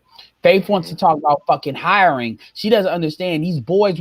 Like, you educate the BGS has said this shit, and this is why none of them will ever come to his shit, because he's got the receipts, and they don't want to have to address that. Let's go. Because of the labor laws. If you go back to the labor laws, Shirley, I got a quick question, real quick. I promise I'll let you talk. Quick No, question. I'm almost finished. And this is why I was trying to tell Nick. And I get it, but I'm like, I need to finish my shit so I can go. He basically adds up to 10, 15 minutes, and it is what it is. So a follow-up question: How is black men use the government to disenfranchise black women? I got this chick because she wanted to sit here and she wanted to keep in mind these are follow-up questions. That's a follow-up question. So that's not a question. That's a question based on what she said. She wants to say that the government has used black people to turn against each other. I asked her a quick question: how does the black men use the government against black women? Because I can name you a whole bunch of ways government use against black men. How they use the government to because I only see that shit one way. I only see the government weaponizing black women against black men. I don't see. Give me an example. Maybe I just don't know. How? Say it again. How do the government incentivize black men to leverage the government against black women?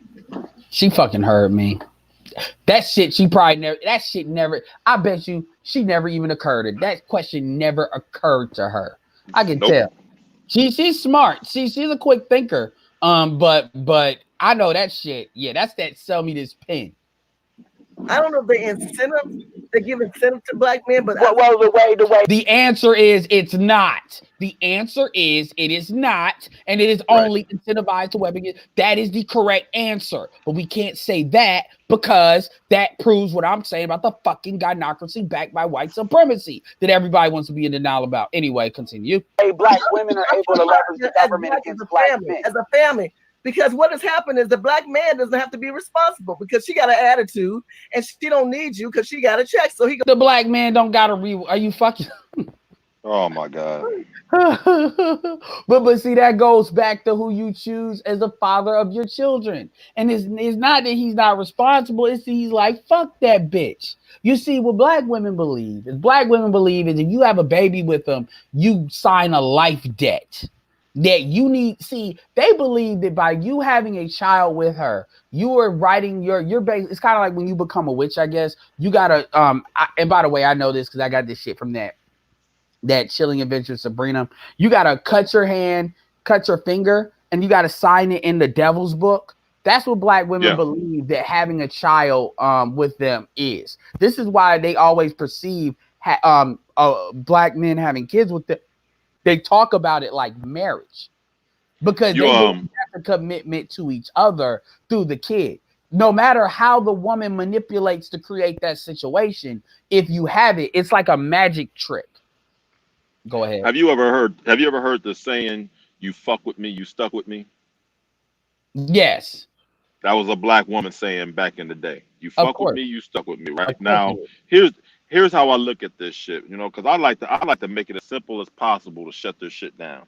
Okay, if a woman owns land, right, and me and Edward at different time come onto her land and she allow us, we're there with her, and I throw down a piece of trash, she makes me take that piece of trash and leave with it. Edward comes in, takes a piece, throws down a piece of trash, walks out. She knew it happened. There wasn't anything in place as far as making pickup trash, no trash cans or nothing. And then he leaves. Did she not know exactly what happened when she did it? Did she not? She didn't have any trash cans. She knew exactly what could happen. And she was willing to take that risk. That doesn't mean that now Edward wants a life with her. That doesn't mean now Edward is okay if she goes and gets him arrested for littering. That's not the agreement that Edward had. Now what she should do is say something up front so that Edward doesn't leave his trash there, because otherwise she's going to go have him arrested for littering or have him fined for littering. She needs to be upfront about that. The problem is they don't want to take accountability. What really should be had is men should go back to contracts, right? Because what these chicks don't want to do is they want to stay turned on the whole time, and they're not going to be turned on if they have to tell you, if I get pregnant, I'm going to keep this baby, because then you ain't going to want to fuck with it. Well, they're dancing around it, and they're trying to create like rivers around the tree stem, the tree stalk that is what the fuck we're talking about. But like I can tell she never considered that, because in her mind, it's they never want to get specifics in the details. They always want to make it like, very vague. He goes, look, she can get a check anyway. I don't need to step in. She can go. See, there's an irresponsibility act towards that. That's an irresponsibility. So can you give me? Some brothers choose that. I'm not saying all. I'm just giving an example. See, they're stuck in their own fucking logic. I'm not saying all. If it's majority of black men's fault, it's majority of black men's fault. You need to prove what the fuck you're talking about. Stop fucking talking in feelings. Like if you can show me where niggas ain't shit, I'll be right along with you saying niggas ain't shit.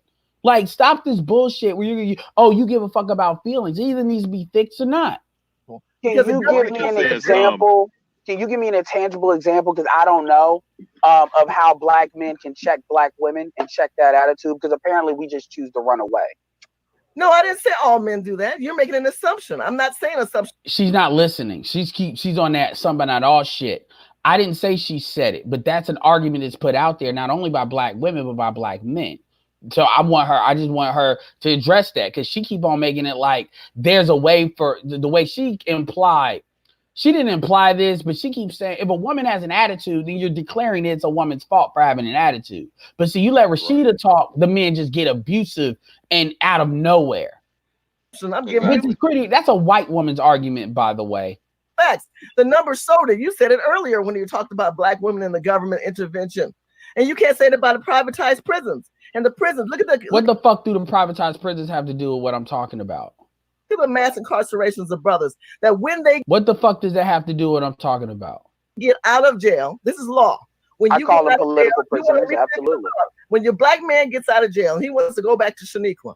Shaniqua got a baby, she got a little attitude, but she said, I might get this nigga a shot, right? By the way, I gotta pause. I'm looking at this fucking game with the Clippers and the Lakers. Shout out to Dwayne Wade. And I know most people say, no, shout out. You know what Dwayne Wade did? I absolutely know what Dwayne Wade did, because Dwayne Wade is proof positive. The next time I hear a black female talk about going with non-black women makes you more closer to being gay, I'm going to cite Dwayne Wade and Gabrielle Union. I'm going to cite that Dwayne Wade has only slept with black women, and look at what the fuck his son is doing. These are dark-skinned black women. So shout out to Dwayne Wade for with that bad attitude, bitch. He got bullshit. Exactly. That's bullshit. And by the way, Deity's out of Miami. So whatever. Women who's lightening her skin, by the way. Right now. I'm looking at Dwayne Wade right now on TNT, and this nigga looks moist as hell. I'm like, nigga, you like, damn. Like, you, oh, God. Man, whatever. He come back in the house. Government said, oh, no. He can't come back. You get a check. So she got to choose between the check or him. But what she don't understand is who the fuck, like, come on, man. I mean, I get what you saying. Shirley, but you making it sound like only 10 at the worst that it's ever been. Only 10% of black men were being were in jail at any given time. And if you add people that's got felonies, you could up that to maybe 15 or 17%, which is insane. But even still, she make it sound like every majority of black women got niggas in prison. Right. The way she make it sound like, or she make it sound like the niggas that are of any value are the ones that get put up in prison, which is Candace Parker, which is code for was that Candace Parker that kept on talking about females need to get paid? That's the one. Don't don't get me started on that, but whatever. But no, yeah. That's a disposition. But what Shaniqua was Shaniqua before he went to jail, by the way. That's see, like they make it like this shit. The check didn't change that. These niggas, like, come on. Again, that goes back to the situation. Yeah, I gotta really tell you, I'm normally not attracted to basketball players, like females that are basketball players. But Candace Parker, man, I see what people be talking about. Like, I'm looking at this. Y'all need to check that out on TNT. Right. And he hooked up with Shaniqua, you know what he was getting. But the bottom line is that if that's true, that's true too. They can't y'all rambling now. Try to work it out. No, we're not rambling. We're going back and forth. You just want to answer your fucking question. He shouldn't have brought your ass up. Why they can't work it out? Because government said, you know what? You don't need him. You don't need her. See, yeah, she's rambling because she's changing the subject. She ain't slick. There is a movement to continue this dysfunctioning method within black communities, and that's hard. That is called propping up the gynocracy. What percentage do I think I brought that up. What percentage do black women vote for the Democratic Party? Like where are the incentives coming from? Who's getting the incentives? But she don't want to say that. So I've had no, absolutely, Nick. I appreciate your patience. I've had my time, so I'm not gonna ask no more questions. I am gonna make a quick statement though. When I talk about the gynocracy, the reason why I use that term because there is no real way that black men can actually compel black women to do what we need them to do in order to be a community. And every other community, hold on. In every other community, what do I want black women to do? What a shitty question. Not a problem.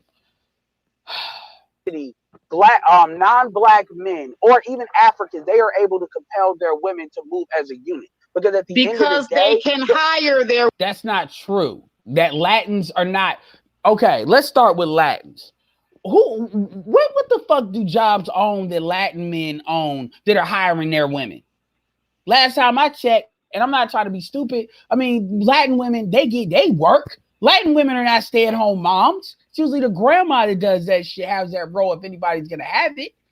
Latin women are in fucking McDonald's are everywhere, and Latin men are working in fucking construction, basically encroaching upon the jobs a lot of black men used to do. These are not hireable jobs. So that's not true what she's saying. That's actually not true. When you look at Asians, in America, Asians women work. It's not a lot of stay-at-home mom Asians. So what she's saying is actually a lie. It's actually not true. It's not even that, it's a less version of white people. This is that fourth wave industrialization that Lizzie was talking about. Women, they have built something for their women. Okay, so we can. So you see, that's not. And by the way, Asians date out more than any other group. So you see, Faith. That's Faith. That's that Dr. Klein Anderson female version. That's what that is.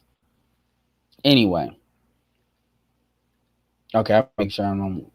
We can argue that too. You can even argue. No, that's not even true. That's not even true. Yeah, because I was like, do I really want to like extend my conversation? That was going back and forth. You can't even show that in the third world, where in places where that has not happened. Like, because you can't say the same thing about in Jamaica or in the islands, and at the end of the day, the common denominator. You can't sit here and take American women and peg us up with these African women in other countries. We are the most targeted women. We are the most oppressed. So hold on. You let these African women. So you let Shirley say it. This is what I would ask with Shirley. So you honestly telling me that as a black woman, you would actually trade your situation as a black woman in America with any of these other groups I just mentioned. Meech, can you hear me? Yeah, I can hear you. Can you honest? Exactly. So let's get the fuck out of here. See, remember this narrative that black women are most targeted, destroyed, underrepresented. All of this comes back to how they feel based on their perception of colorism.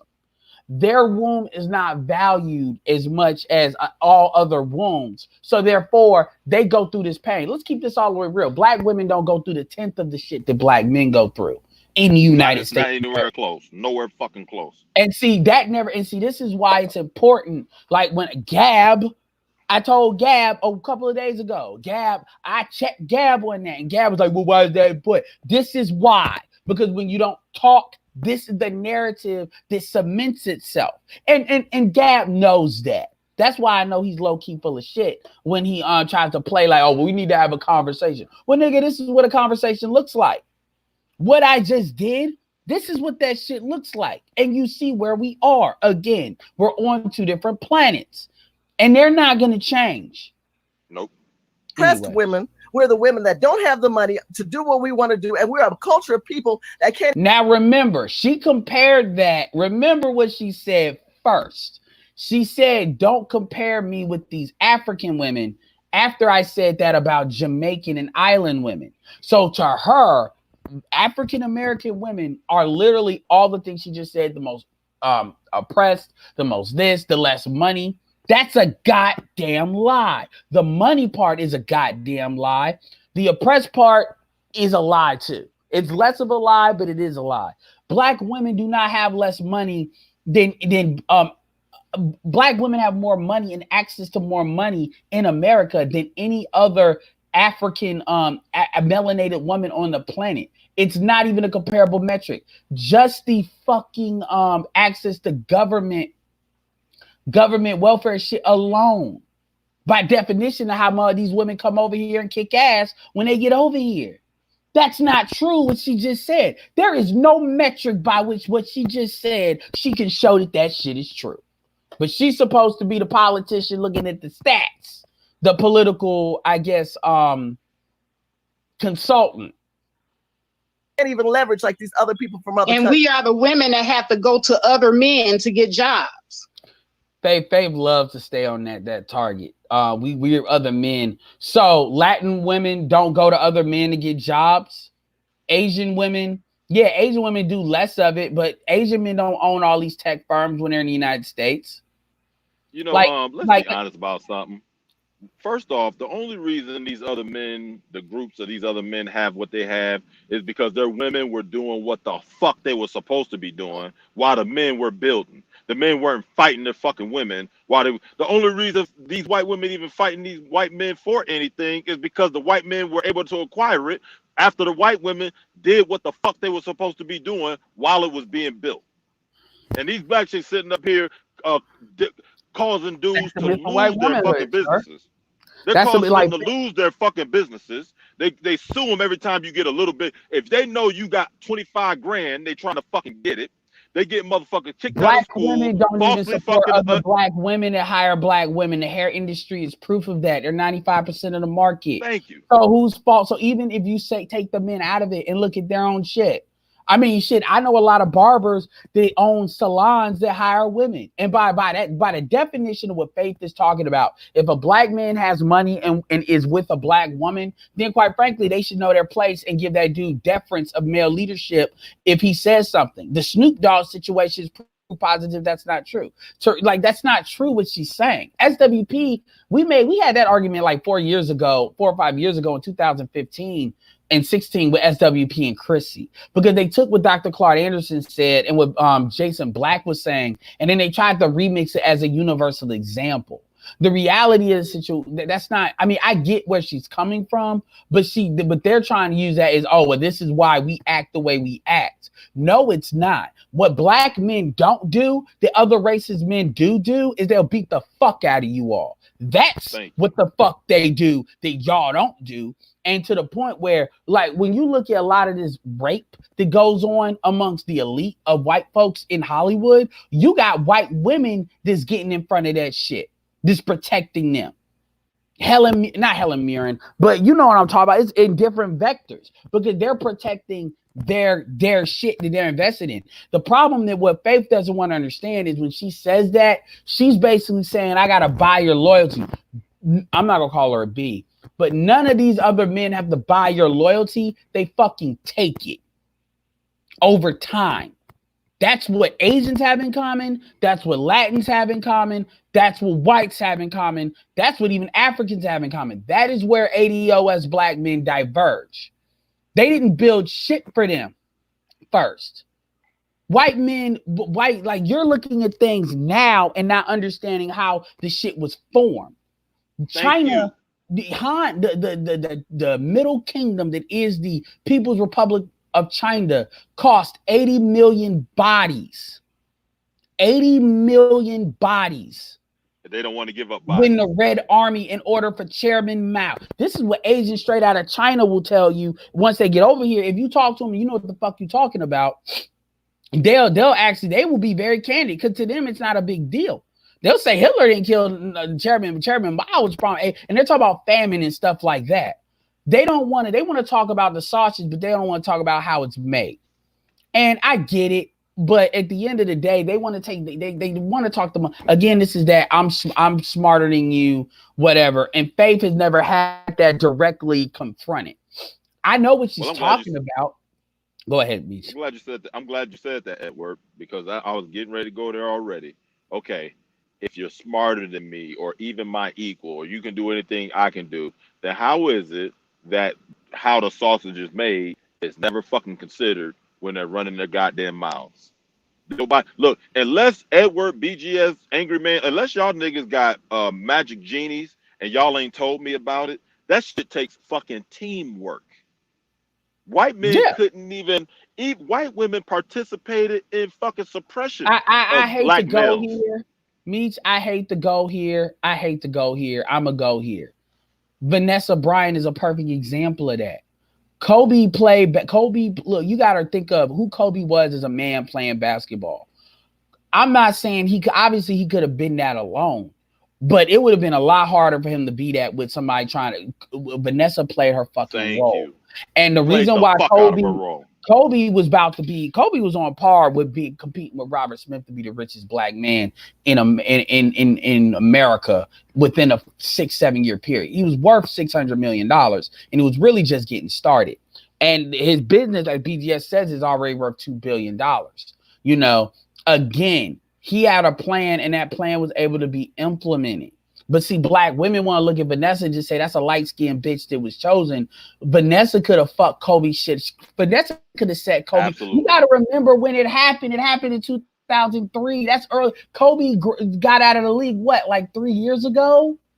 Yep. Kobe wasn't getting the kind. Kobe was getting 20 million, but these niggas, he wasn't getting the kind of money these niggas get today. He was on the upper end with 20 million. So again, she could have set him back 10 years. And if you look at obviously what happened to him, he wouldn't have been worth that because he wouldn't have had as much money to do what he needed to do if she would have took half. But see, that's shit that black women don't say. And this goes back to Shirley before I got on talking about that Kobe shit, which is something I'm going to play maybe another day. You know, but she want to be a conservative and shit. Conservatives is about class. And if you around these fucking these Republicans, I know you not pushing that black first shit. Not with them, because they not hearing it. Anyway, let's go. There you go. I got a quick question. Hold on. We don't got all day. Hold on. What he wanted me to do. I did what he wanted me to do. What is he talking Can you about? hear me? And she wanted to say, and look, we're getting Rashida Schrober's side of the story with her husband. You know, what he wanted me to do, all that other shit. You know, we're getting her side. Get the fuck out of here with that battered wife. Like, clearly you're showing you've had problems when you were younger. And probably that shit manifests too goddamn much in the marriage. And you fucking got tired of the shit. Mm-hmm. Check it out. Yo, salute to everybody on the panel, all the women here. Can y'all hear? We all date black women. But I'm telling you this right now. By you holding me up, you're keeping somebody else actually from getting on the panel. That's what and I let him ask like 2 questions. I wasn't trying to be an asshole because somebody said I was being bitchy. No, I wasn't, you piece of shit. What I was saying, I'm not talking about him, but the dude said in the comments. What I was saying is, dude, I was trying to get off. And he was basically about to extend the whole thing. But whatever. You said you had one quick question. I know I've been on for a minute. Light I said, I will say this, and I'm gonna be very clear about this. The Z's, when it comes to this colorism argument, y'all have fucking lost.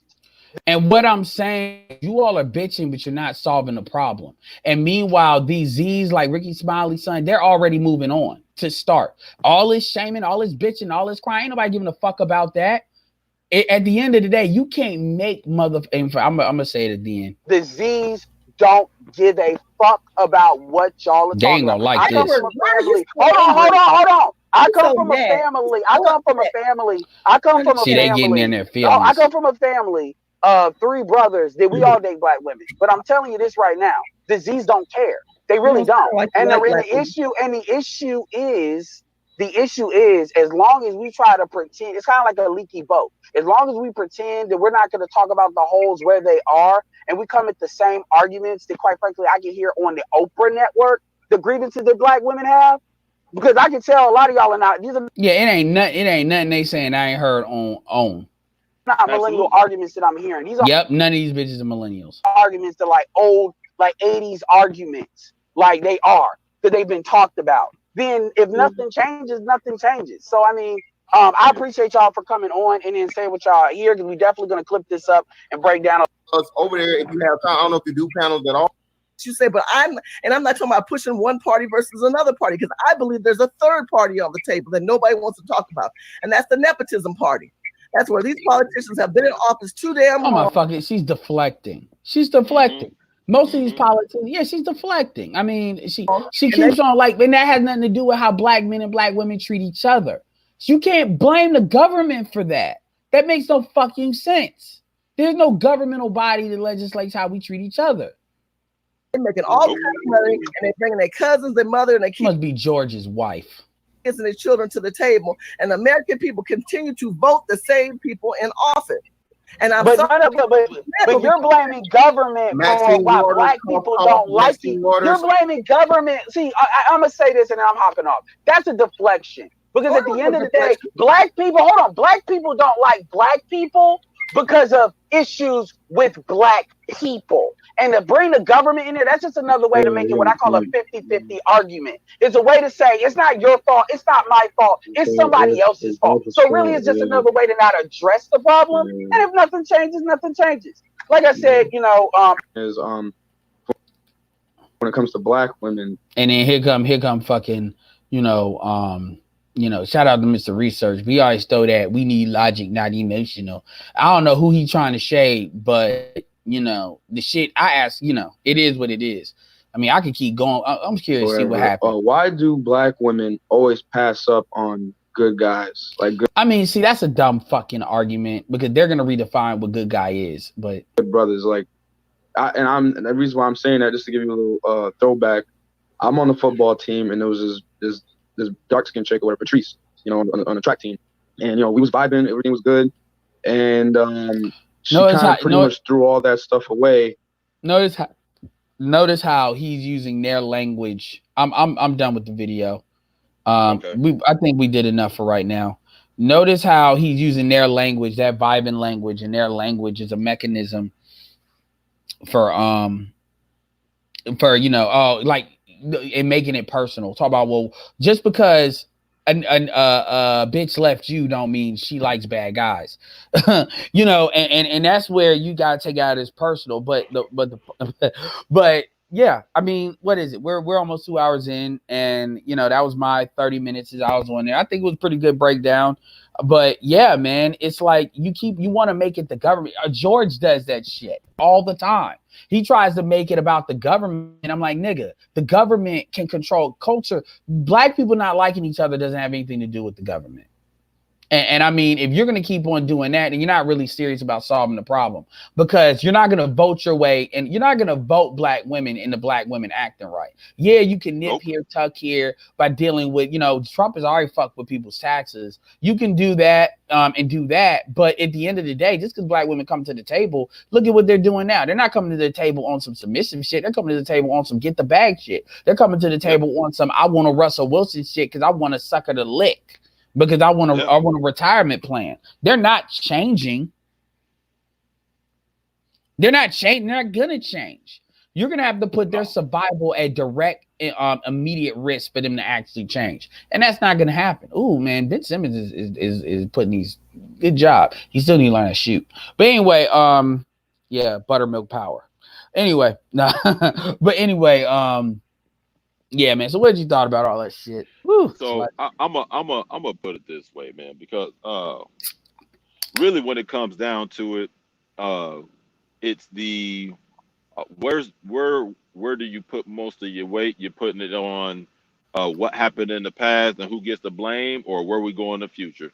Right now, I'm going to tell you day by day, I see more and more reasons to believe that they're not going to change. They're not going to change. It is what it is. They enjoy. Right now, what they have is power by proxy. They don't have their own ground level. They created it sort of power. They have power by proxy, and they're enjoying it. They get to use that. It's just like these fucking clown ass white dudes that will fucking vote for any fucking body that doesn't like black people, right? You can do that all you want, but you're doing it to your detriment. So the question is, do you hate yourself?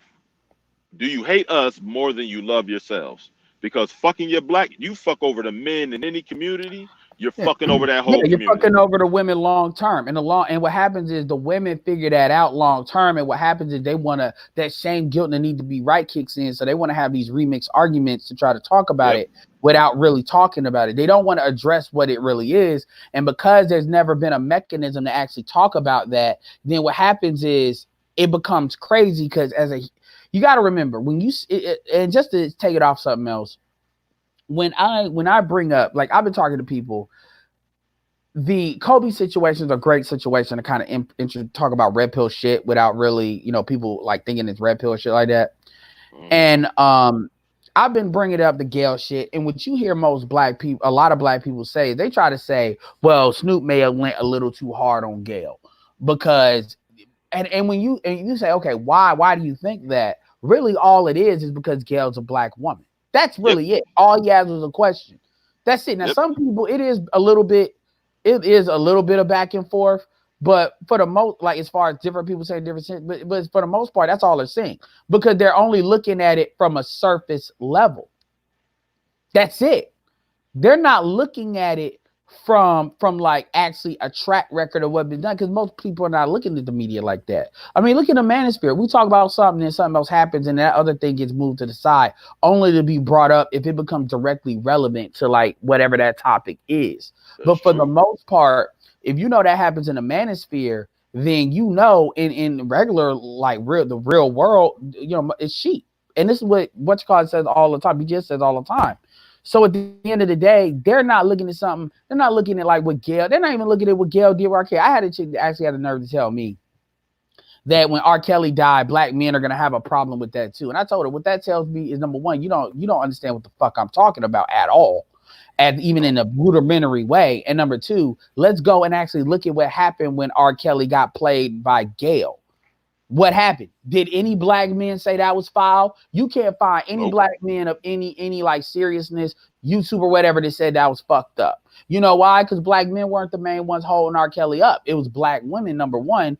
Black men were making fun of it. We thought it was funny.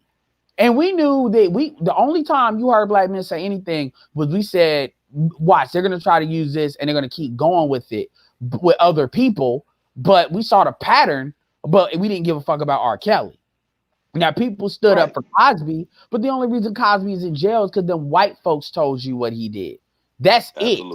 And why? My question is, why wait now?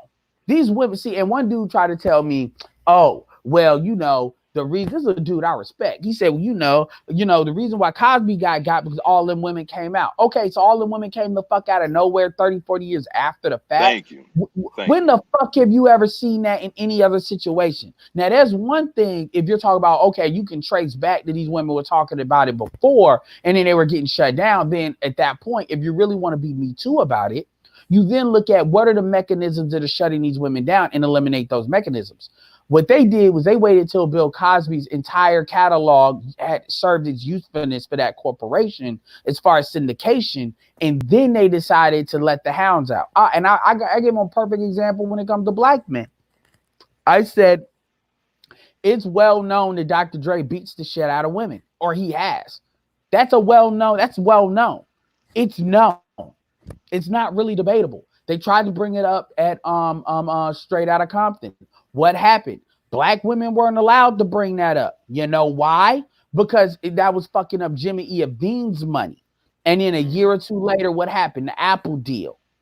So people are picking and choosing when women can speak. And my thing is, you want to try to take down dudes because you want your pound of flesh, but you're cool with the mechanism that shuts you down staying in a parent, which means you really don't care.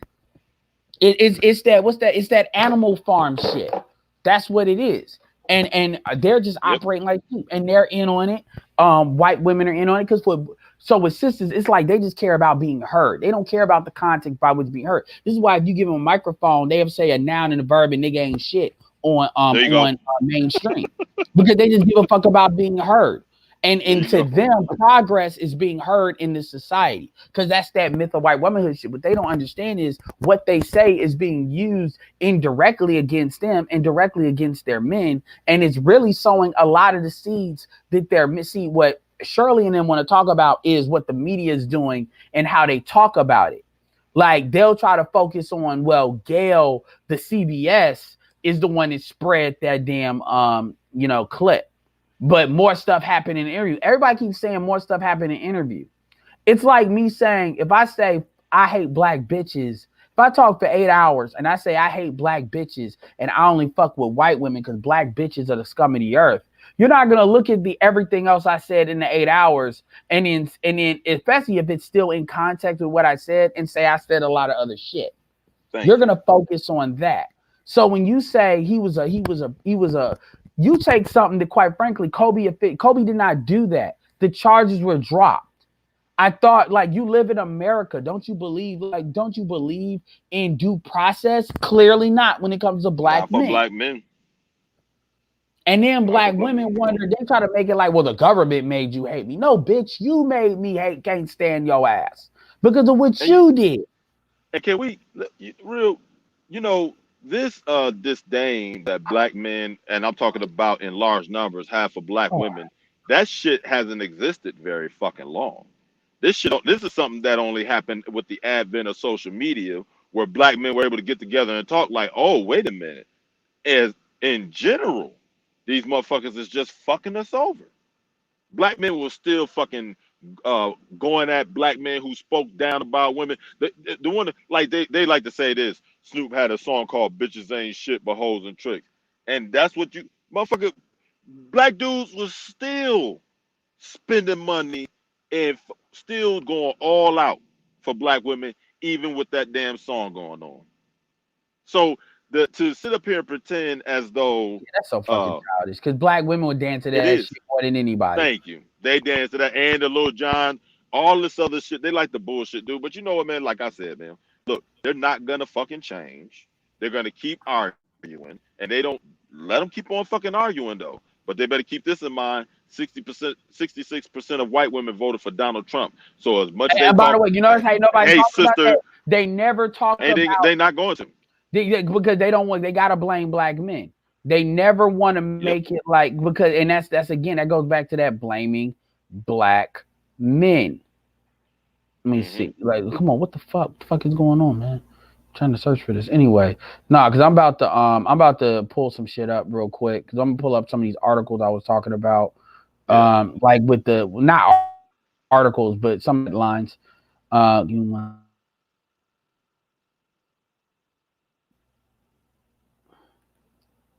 And get on here. Yeah, I mean, motherfuckers are voting for Bernie Sanders. I don't know what Biden and them gonna do.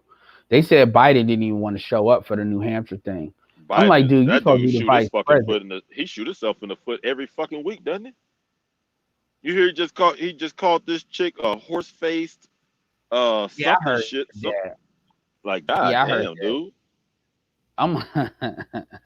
I mean that shit. You know, that shit's cool as long as you ain't running, as long as you're a running mate. Now your ass is going like Obama's like you on your own, nigga. Yo. He like I'm making this money. He said me and Michelle are making this money. Michelle too old to trade my. I can go younger. She can't, so I'm good. There you go. She ain't gonna do better than me. Hell no. That is so she like so anyway, so let's go into some of these articles. So notice how I just put Snoop Dogg. I didn't even put Snoop Dogg and Kobe Bryant. So I searched this via our friends in Google. And what we're gonna do is we're gonna filter this to 24 hours. So these are bad things. So let's look at this. Snoop Dogg's hatred of black women. Now I want to remind you all before we go back what Snoop Dogg's wife looks like. I want the class to know. So this no Snoop Dogg's dogs. I don't know what the fuck are you talking about? Like why are you showing all this stupid stuff? I don't get this. Look at that. I type in Snoop Dogg's wife and this is what comes up. Okay, this is Snoop Dogg's wife for the class.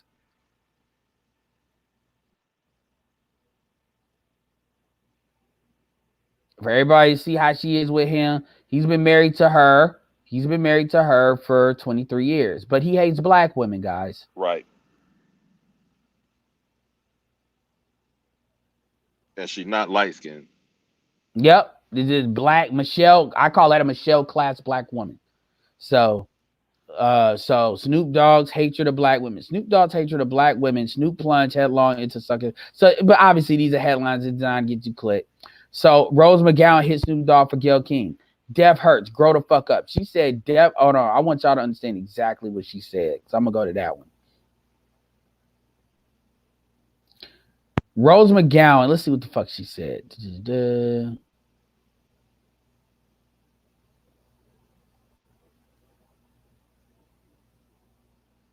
No, now this bitch, she want to insert her shit. She want to say,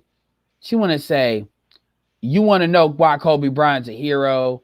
Kobe Bryant, Miguel tweeted, turned 900,000 followers on Monday. He apologized to a hurt woman. Snoop and others, it's time to stop terrorizing Gary King and Felicia. Truth hurts. Death hurts. Grow the fuck up. Kobe, stop hurting women. So can you. So when did Kobe hurt women? Thank you. But you see, this is remember what BGS said, the myth of white womanhood, how women are going to protect the myth of white womanhood and black women are going to covet the myth of white womanhood. Snoop Dogg walks back. Nah, he didn't really walk back the comments. He just said that just because I say come get you don't mean I'm going to use violence. Come get you could be what Fox News does. We'll put a microphone in your fucking face. That they come get people all the time. Dwayne Wade opens up about the moment his child came up as transgender. What the fuck does this have to do with Snoop Dogg? But whatever. God, Dwayne Wade, what the fuck is wrong with you, man? Man, this motherfucking dude. I mean, and this is so let's see. Gayle King, Kobe Bryant scandal reacts to death threats. I mean, it hasn't been proven that they've gotten death threats. I don't believe her ass off. I think they lied. That's a PR stunt. Absolutely, it is because she know the people that they need to believe her will fucking believe her. Yeah, Ari Lennox was criticizing Kobe, and then criticizing Gayle, and then she took it back. Remember, this is the bitch that and yeah, I'm calling you a bitch. This is the bitch that called a Rockweiler, and she got in her fucking feelings like 5 weeks ago. People forget that shit. I remember that shit. Oh okay. Yeah, the receipts. Yeah, I know where the shit is. You know.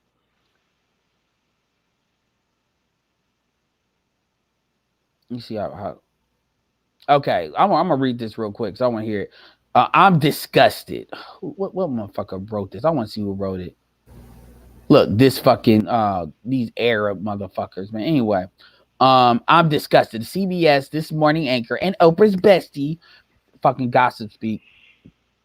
Gayle King has become the target of death threats for mentioning Kobe Bryant's sexual assault allegation in a recent interview. Notice they haven't proven death threats, but they keep saying that. Have we really gotten to this point?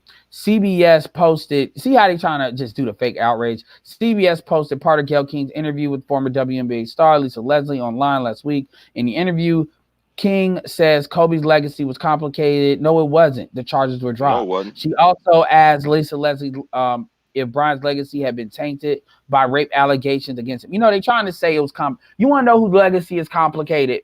A black man's legacy is complicated. If I'm gonna be fair to you, be fair to them. You want to know an example? Because if I say it's not, then I should be able to provide an example of what it is, right, Meech? Yeah. Would you agree that Barry Bonds' legacy could be complicated? Yep.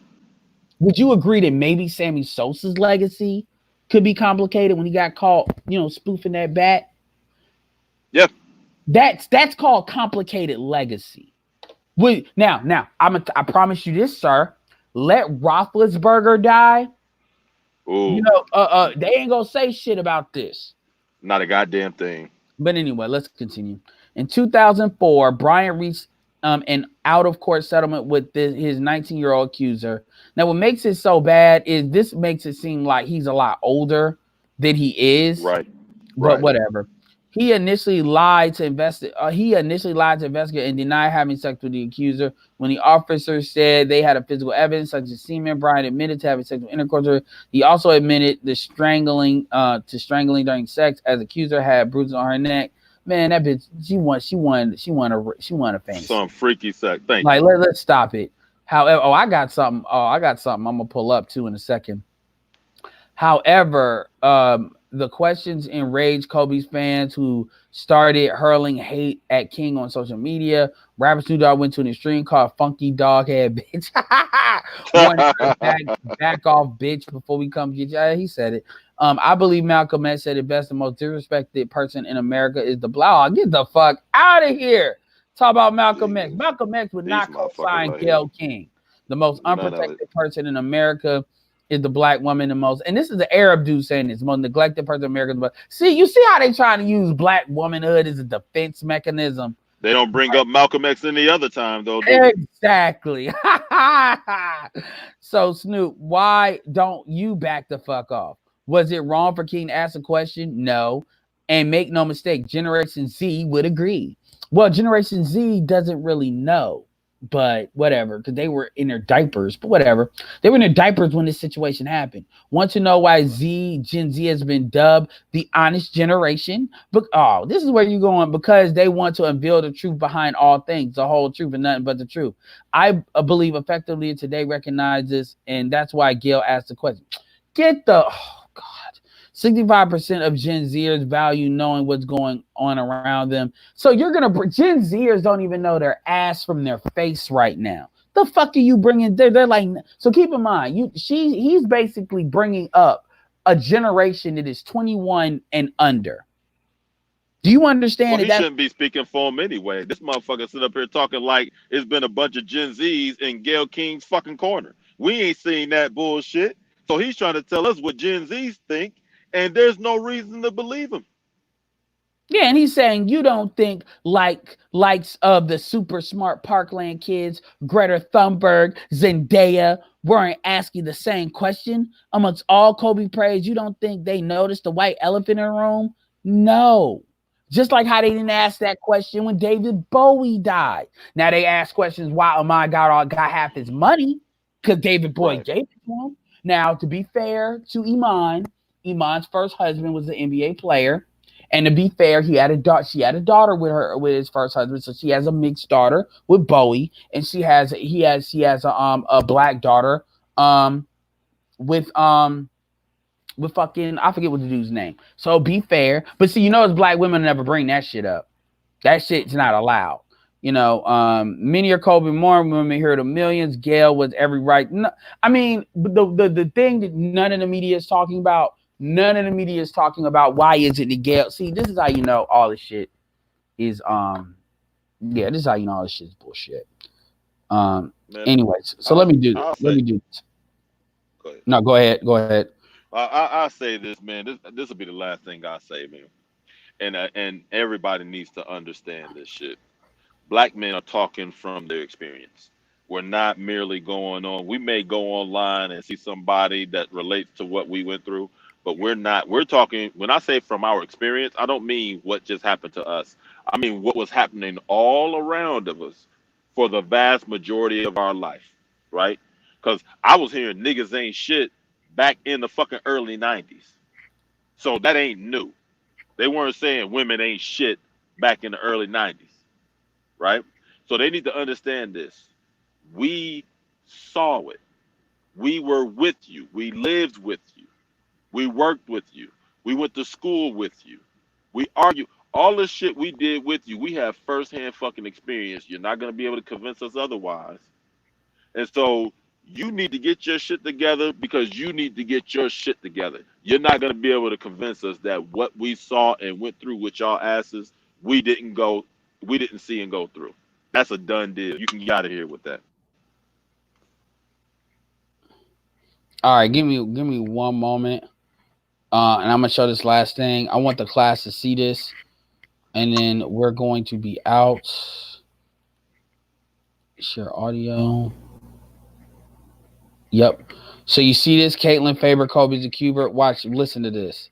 This is the shit they're talking about. This is the person they're talking about. I just want to say this too right now. Why isn't, if they want to talk shit, why aren't you bringing this woman? Why aren't you bringing this woman out to interviews? Y'all bring out Monica fucking Lewinsky. Why, if y'all, y'all brought out the bitches for R. Kelly, right? Same thing for Bill Cosby. Why is it y'all not bringing it out? I'm gonna tell you why. Because they can be slandered. Because that would cement them. CBS getting sued for slander. But let's go. You know how I be. 5 years ago, date raped by Kobe.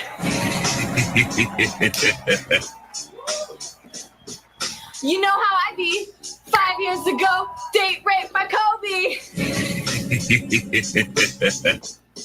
I was in Colorado, work at a hotel when Kobe rang the bell.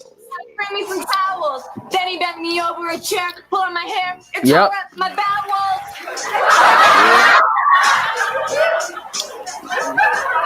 Kobe bought his wife a diamond ring to make up for being reckless. But I also got some blame when he pulled out his thing and gave me a pearl necklace. Haters say, look how she was dressed, but I didn't look my best. My uniform was a mess. Yes, this like is real. This is very real. Jesus fucking Christ. What the fuck? Now I'm taking back the night. Cause what he did to me, you know it ain't right. Well, consensual, he said. This is what we call. So Kobe, tell me why my ass bled. So Kobe, tell me why my ass bled. Tell me why your ass bled. Everybody. Tell me why my ass bled. Tell me why your ass bled. Tell me why your ass bled. Kobe, tell me why my ass bled. Tell me why your ass bled. That's what you call white. That's what you call. That's a classic case of what you call white trash. White trash. Hey, now, first man, of all, I'm not what they call a turd chaser. This is what they call in North Carolina. I don't do that. Ain't no shit. But from what I'm to understand about it is, most women aren't fucking anally like that. They're not like German women, certain women that they do that shit as a mechanism to get out of virginity, saying, "Oh, I'm a virgin, but we'll just fuck me in the ass," type of shit. So, hell, if you fuck a virgin in the vagina, it's likely she can bleed. So, dick ain't supposed to go in ass. Come on, man. I'm not even gonna have that conversation. I don't even need to have that conversation. You all can use your imagination. But I know some trailer bitches in my day.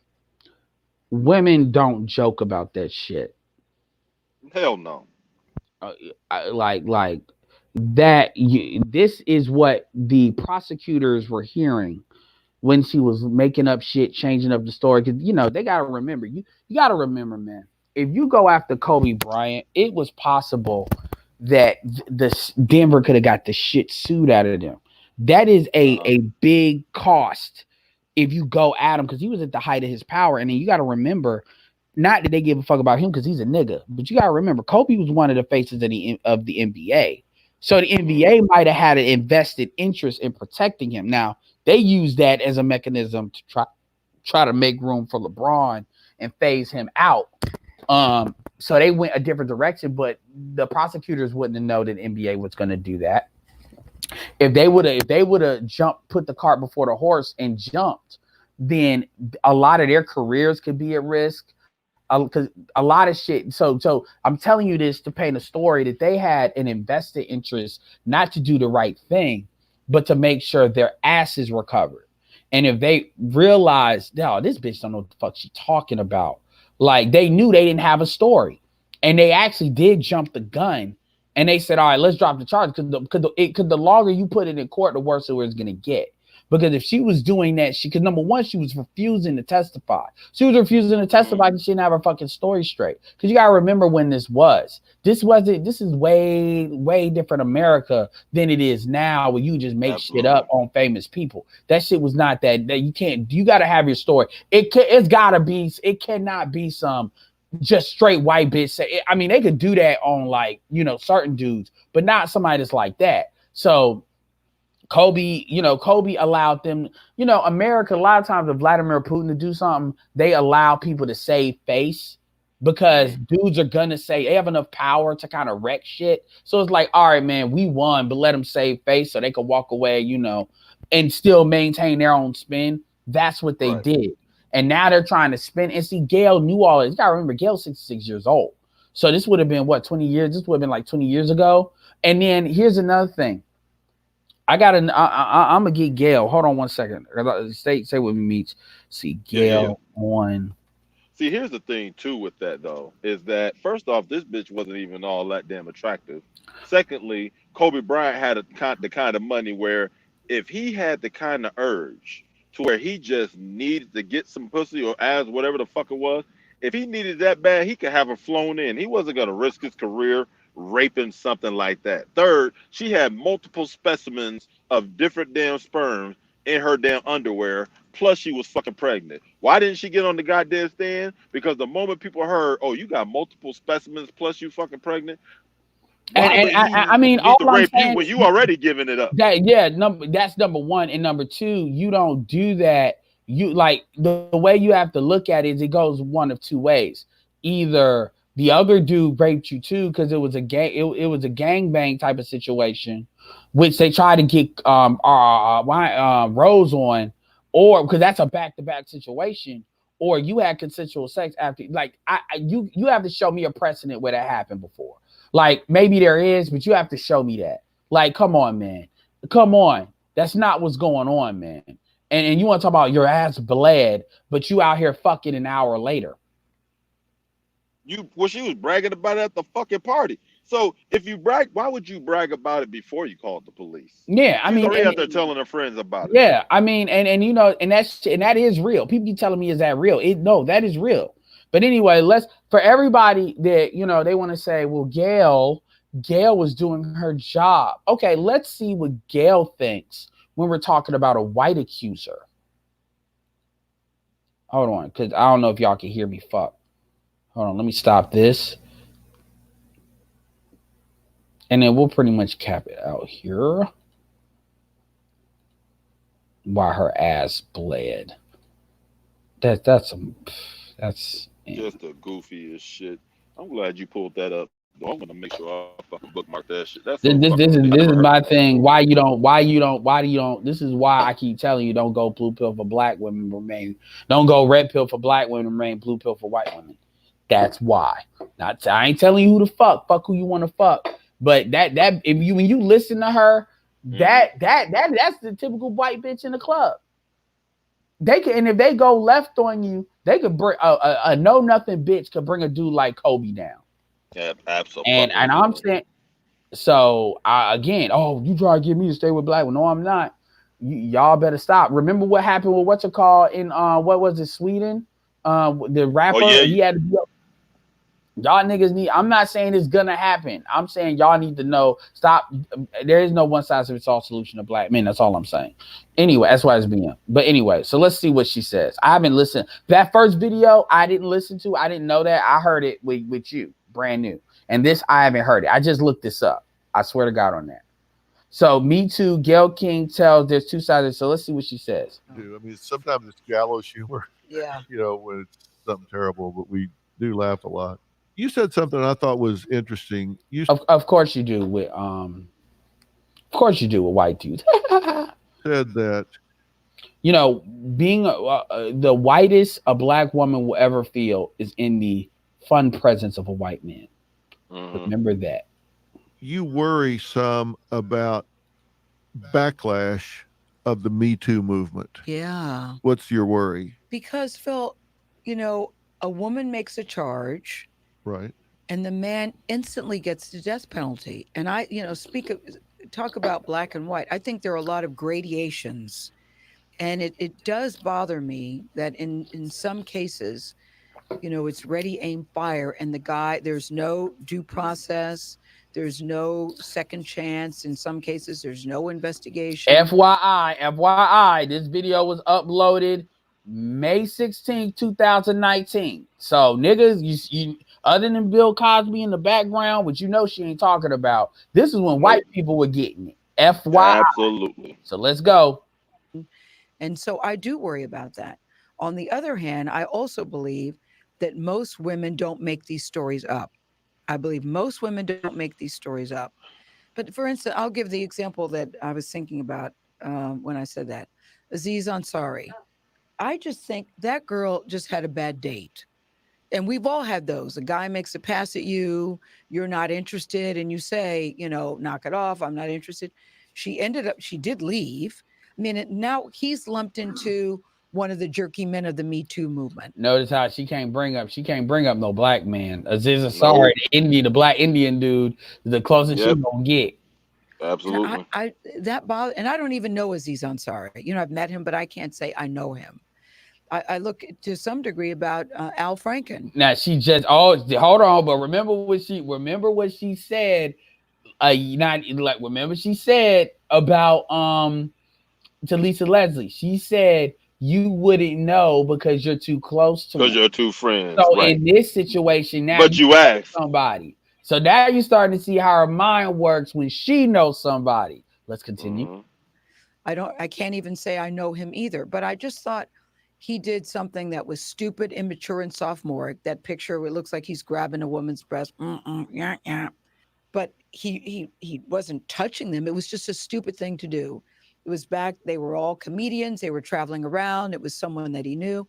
And next thing you know, he loses his Senate career. That I actually thought that was, is there no way to have a discussion here? It's unfortunate, though, because his issues came at the same time they were fighting the Roy Moore case in Alabama.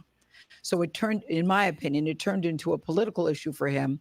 How can the Democrats support Al Franken and then take down Roy Moore? Well, I thought they were two totally different cases, and they all got lumped in together. So I do worry about it. But I'm glad there's been a Me Too movement. I'm glad that women are speaking up. And I think young women coming up today won't have these same issues. It clearly is timely. It clearly is needed. Yeah. But I worry not just in this, in all things, there's the concept of guilt by accusation. Yeah. I don't care who you are. When we are a headline society, we are an ADD headline society. Because people don't read the whole story, as you know. They don't read the whole story, and they never read the retraction. Yeah. Because the headline is... Time out. They never read the retractions. So they never read the retractions, but you want to get mad about a headline that your company put out when they were following the same script that they followed for R. Kelly. See, this was like 7 months before. 3-inch screamer, and the retraction is on page 17. And it's this big. It's 2 column inches. Yeah. They don't read that, and you don't get a second chance at a first impression when there's. But You notice Gail never apologized for the question. Nope. There's an accusation leveled, and particularly if there's a zeitgeist at the time, there's a. So this lets you know Gail knows what the fuck it is. And when you look at the people that she brought up white folks. Again, I'm telling anybody who wants to defend Gayle King under the guise of journalism, show me the white man, David Bowie, or any of these other motherfuckers that she asked somebody else about like that. Show me. If you can't, shut the fuck up talking about her journalistic ass. Shut the fuck up talking about she's a black woman. This is a black bitch. Okay, and black bitches get no protection. This is not Gail's first time. We let the Michael shit go. R. Kelly, nobody gave a fuck about, but she has a track record of this. And I'm tired of motherfuckers protecting motherfuckers and they don't know what it is. See, this is why we can't go nowhere anyway. Mentality where everybody is guilty, and then you get thrown in to the guilty zeitgeist by accusation, you're toast. It doesn't matter whether you were even in town. Mm-hmm. Exactly. You're toast. All you got to do is get accused, and you can be absolutely ruined, and that is dangerous. Exactly. And not just me too. It doesn't matter whether it's a priest. So what this tells me is she knew, she understood this when she asked the question. That's what y'all need to understand. In a sexual situation, or it's somebody cheating on their taxes, or a Wall Street person that supposedly was caught up in the junk bonds. It doesn't matter what the scandal of the day is. If you get accused during that zeitgeist, you're in a lot of trouble. And that's a scary thing psychologically. And right now we're in the zeitgeist. And I just think I think we should all just be very careful. And when you say that, people get very mad. Women in particular get very mad because they think, that that you're not standing up for women. I think quite the opposite. I'm just saying, there are always two sides to every story, and I just want us to be careful about it. That's all. Gail has a son, and that's another thing y'all need to understand. See, it gets lost when everybody want to make the lesbian shit with Oprah shit. She was married at one point. And she did have a son.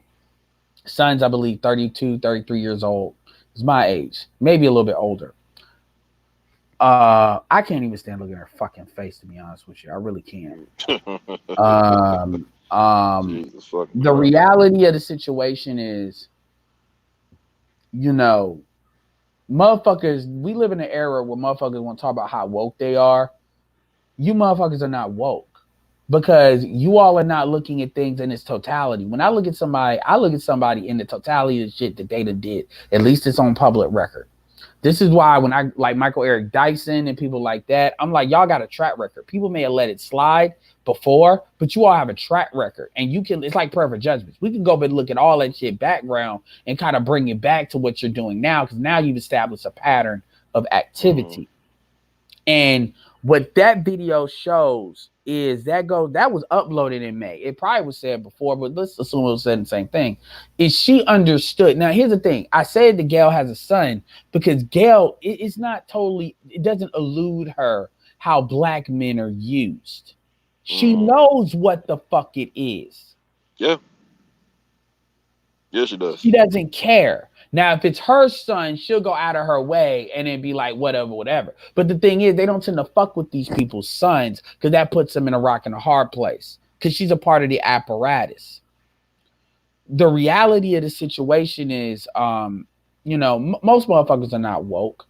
Most motherfuckers are sheep. They're fucking stupid. They look at somebody and they say, ooh, that's a black woman on TV. And because I think more black people should be on TV because my ego depends on it, leave her alone.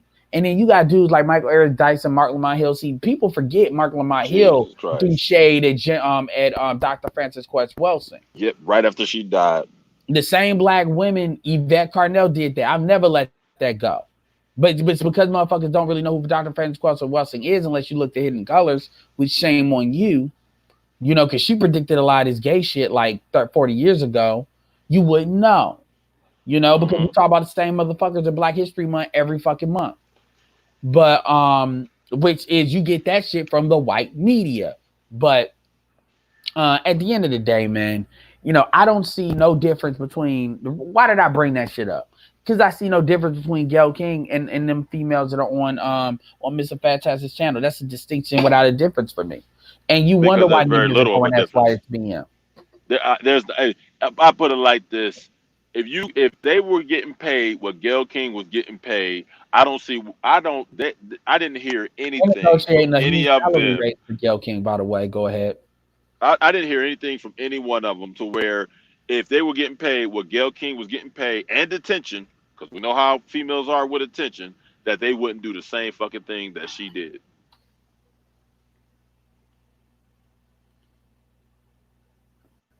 Absolutely.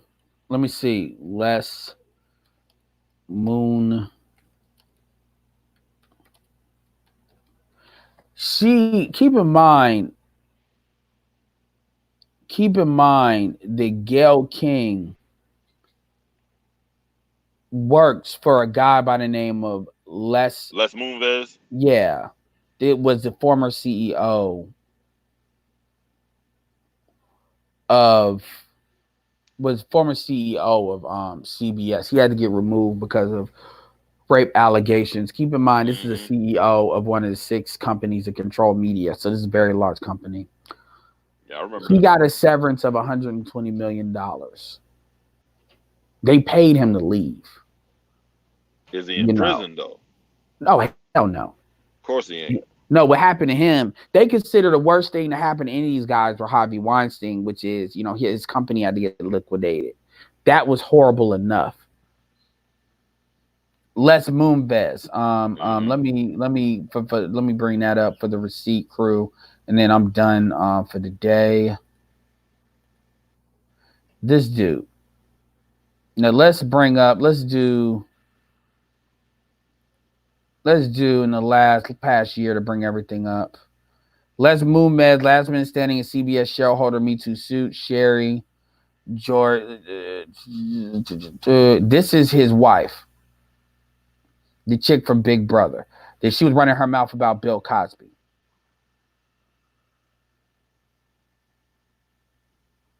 All these people exited. Let me clear this. So And his wife, she's the Asian lady, right? Yep. Yeah. And then as soon as they started calling her out, well, I'm gonna stand by my husband. Wait a minute. Where's the consistency? It's absolute because it's racial. And my thing is that even a lot of black people don't even recognize that. I mean, can we be honest? The biggest reason why a lot of black people have an issue with the Kobe situation is because he's Kobe fucking Bryant. And they're still mourning the tragedy of what happened. And that is kind of like, remember that move? Remember Die Hard 3 when the white dude took the little gel from the yellow liquid and from the red liquid, put it together? Yep. Or do it individually. Samuel Jackson and Bruce Willis. Yep. And he threw it to that little needle, and then it blew up the chair. That chair. Yep. Yeah, that's basically what happened with Kobe. People want to make this, like even Jason Black, all them, they want to make this like, oh, well, now black men are certain or something. No. Black men are very sport intensive.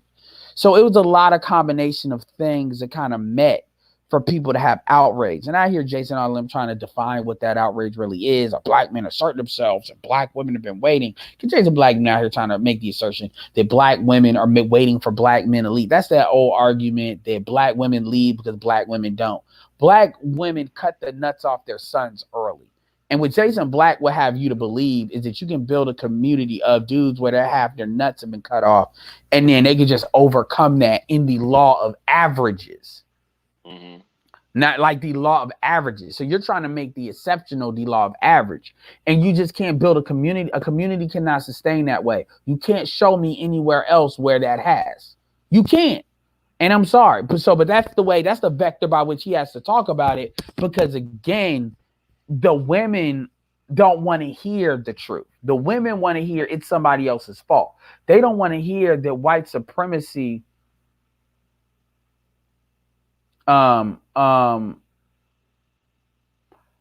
they don't want to believe that they're basically involved, not so much involved in white supremacy, but directly complicit.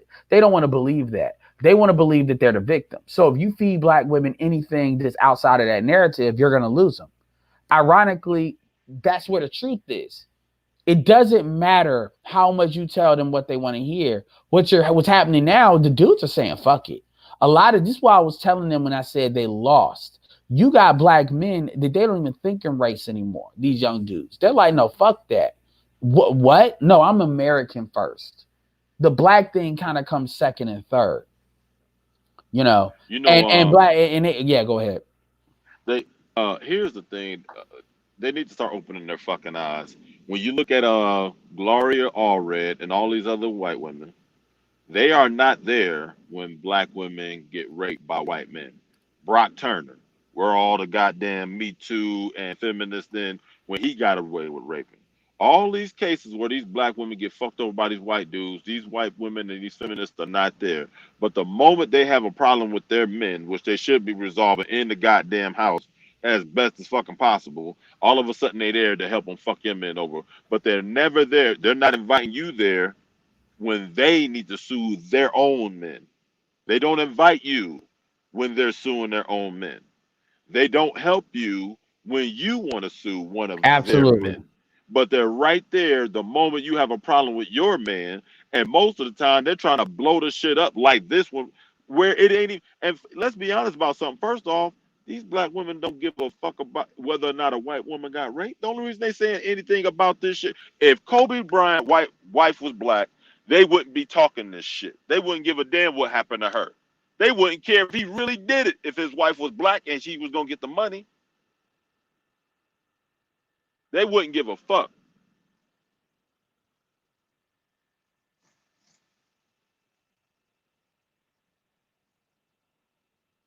Absolutely. And the more you dig into Gail is one of these like snakes. She's one of these slick bitches that she thinks because her and I'm gonna keep it real. People, somebody may wonder, why am I calling her a bitch? I'm calling her a bitch because I'm establishing you all. This is an enemy. This is an enemy of the state. Yep. This is an enemy. Remember, so you all we need to stop playing that fucking. I'm an Old Testament Christian. I'm not a New Testament Christian. That bullshit where y'all want to sit here and forgive. That's why y'all keep getting fucked over. And quite frankly, black men have been way too much forgiving. One thing, Jason Black said a lot of things in that thing he did about this that I liked. Really 15 minutes I don't agree with. The rest of it I actually do. But he said we worry about being liked. The problem is we worry about our women liking us. That's what nobody wants to say. He wants to try to make it like it's everybody else. Yes, but you have to deal with it. When you're dealing with a team, you deal with your own internal shit in the team first, and then that shows up in how you compete with other teams. But you can't just say we're gonna win a championship and then we're gonna figure out how we fix shit. That's how you wind up being the Cleveland fucking Browns. By the way, that's how you wind up being the Oakland fucking Raiders. By the way, that's how you wind up being the Chicago Bears. By the way, where you have certain wins sometimes, but overall it comes back to the same shit because you're not fixing the culture. You refuse to. Is that M. Night Shyamalan's daughter? His daughter's all that. Anyway, you don't want to fix the culture. You want to pretend that. You want to try to pretend, okay, this is not the problem because you believe that there's no way to fix this solution. That's a door that can't be opened because that's not going to solve anything. Well, what you see right now is your men are leaving. The women ain't going nowhere because they really have no options. The men are just bouncing. And you can, and even with Tariq Nasheed, they want to pretend that shit ain't going on. They want to say, like Tariq did a video talking about, the Democratic Party is trying to exacerbate the divide. It is the black community. The black community is already divided. What in the fuck are you talking about? The black community is already divided. A lot of the black community don't know it yet. It's like shit gotta bite you in the ass. Now these women are getting upset because now these women are saying, right, that there's no fucking these women are saying that there's no insurance plan. Yeah. There's no niggas that want to do the Russell Wilson shit. Not a lot of dudes. Oh, hell no. They want to do the whole. And look who he did that for. That's fucking Sierra. How many chicks out here is anywhere on Sierra level? Even though Sierra had kids by somebody they call a damn a thug or whatever the fuck they want to call them, that's a fucking multi-millionaire motherfucker. One of the biggest names in rap. They want to do the homosexual shit. Dudes are, but dudes are not signing up for that shit. They're not. Fuck no. And a lot, and I'm gonna keep it real. A lot of dudes are watching how that relationship.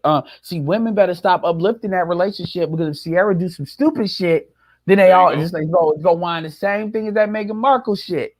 There you go. If better start understanding something.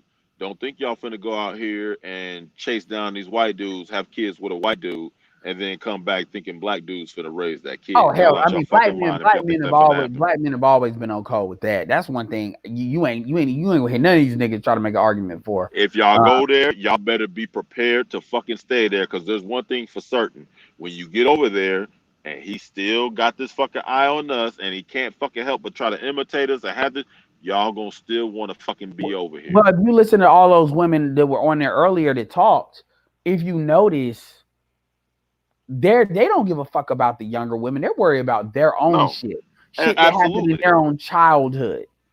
Yeah, absolutely. They're not teaching their daughters to be feminine. They're not teaching their daughters to be wives. They're not teaching their daughters to be ladies. They're teaching their daughters to be masculine. And a couple of things that we talked about that we did in the clip that I was in, because that's not the whole video, they didn't even believe they were the problem at all. And they pay lip service to it. Well, there's some fuckery, some ratchet behavior, but they make ratchet behavior seem like, oh, that shit's really 15%. Taz used to say that. Oh, well, man, that shit's low. What y'all do is y'all amplify it. Because I hear people say that. I hear people say that the reason why people act ratchet is because they're seeing it when it really doesn't happen like that. I'm like, are you fucking kidding me? That's a goddamn lie. Worldstar hip hop is nothing but what gets videotaped. Like, it's not like me. Like, come on. But you see it. And when you really see it, when you really see that, okay, they're gonna just make shit up in order to not come down to what the core stuff is, that's when you really understand, oh, the shit ain't gonna get fixed. You got bitches taking ass shots in military uniforms. You just wasting fucking time. Yeah. You wasting fucking time, because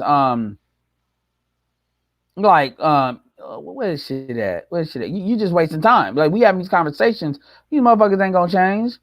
These motherfuckers ain't gonna change. Let me leave this with one more picture. This is gonna take a minute. And it's not like we haven't given them a chance. It's not like we haven't tried, man. Look, we bent the fuck over, dude. They can talk all this new shit they want to. You talking to a motherfucker that was, man, you talk to a motherfucker that noticed what girls were doing back when motherfuckers was still wearing fucking knee-high triple striped socks. You know what I mean? The short shorts motherfuckers wore to gym class and shit. This shit ain't their fucking behavior. There are things that are new, but as far as this bullshit, we're gonna do whatever the fuck we want to, niggas ain't shit. That shit been around for a long fucking time. The only thing is, we didn't have Oprah and Maury and Donahue and Ricky Lake and all these other fucking shows to talk about fucking female fuckery, but they constantly talked about how fucked up black dudes were. Now we get to fucking talk to each other, and we realize they're full of shit. And what it is now, they wanna say it's only a problem. It's only an issue because they're feeling it. They don't give a fuck about what black men go. And at the end of the day, they're trying to say that we're the problem because we're spreading the message. I mean, people see it. We're just giving lip service to what they already see. I mean, the biggest promoter of black female fuckery is black women. That is the fucking problem. Telling people about the illness ain't the fucking problem. They don't, you know what, dude? At the end of the day, they're used to us having our goddamn hands tied and not really being able to do much of shit. And so the problem is that we're not staying in our place like a good little fucking boy anymore. Well, I said this. What do you think about my new theory? My new theory is, you know what the biggest problem that black women have with black men, if you want to sum it down to everything? What's choice. Up? They don't have the mechanism. Absolutely. I make agree with you. Male choice. Yeah, I've been talking to one of my boys about that. At the end of the day, we're not supposed to be able to fucking say no The only reason we say yes is to fucking agree with what something they fucking said. We're not supposed to have our own fucking choice. Because right now, all that's happening, I mean, you to talk so bad about us for so fucking long. If we're leaving, we figured you'd be fucking happy about it. That's essentially what they're complaining about. That's essentially the SYSBM argument. Because I even said it. They talk about, oh man, well, y'all are celebrating other women. Even Ramil said that, and I said, no, they're celebrating choice. They're not Yeah. celebrating other women. They're And celebrating. where are these fucking celebrations, these big ass celebrations being fucking thrown for other women? Because last time I checked, ain't nobody having no fucking parties and hip hip parade, fucking three cheers for non-black women. That shit ain't fucking going on. All we're talking about is first off is stepping outside the culture. Because most of the guys we talk about are talking about getting black women from other fucking cultures. So we can stop with that horse shit about well, every time we turn around, you're talking about white women. First off, the smallest amount of motherfuckers on here are talking about black women. Those are the ones getting talked about least. There are far more people talking about non-ADOS black women, and then Afro Latinas, and then Asian. So this thing they're throwing out there, they're full of shit, and they don't seem to want to admit, because I know they see it, they know. They don't seem to want to fucking admit that we know you know what we're Yeah, that saying. exactly. That's exactly. Repeating the same shit over again, just frustrating the shit out of us like that's helping the goddamn problem. We know All you're right. full of shit. So yeah, this can you see it? This is basically the cycle. This is the circle of life.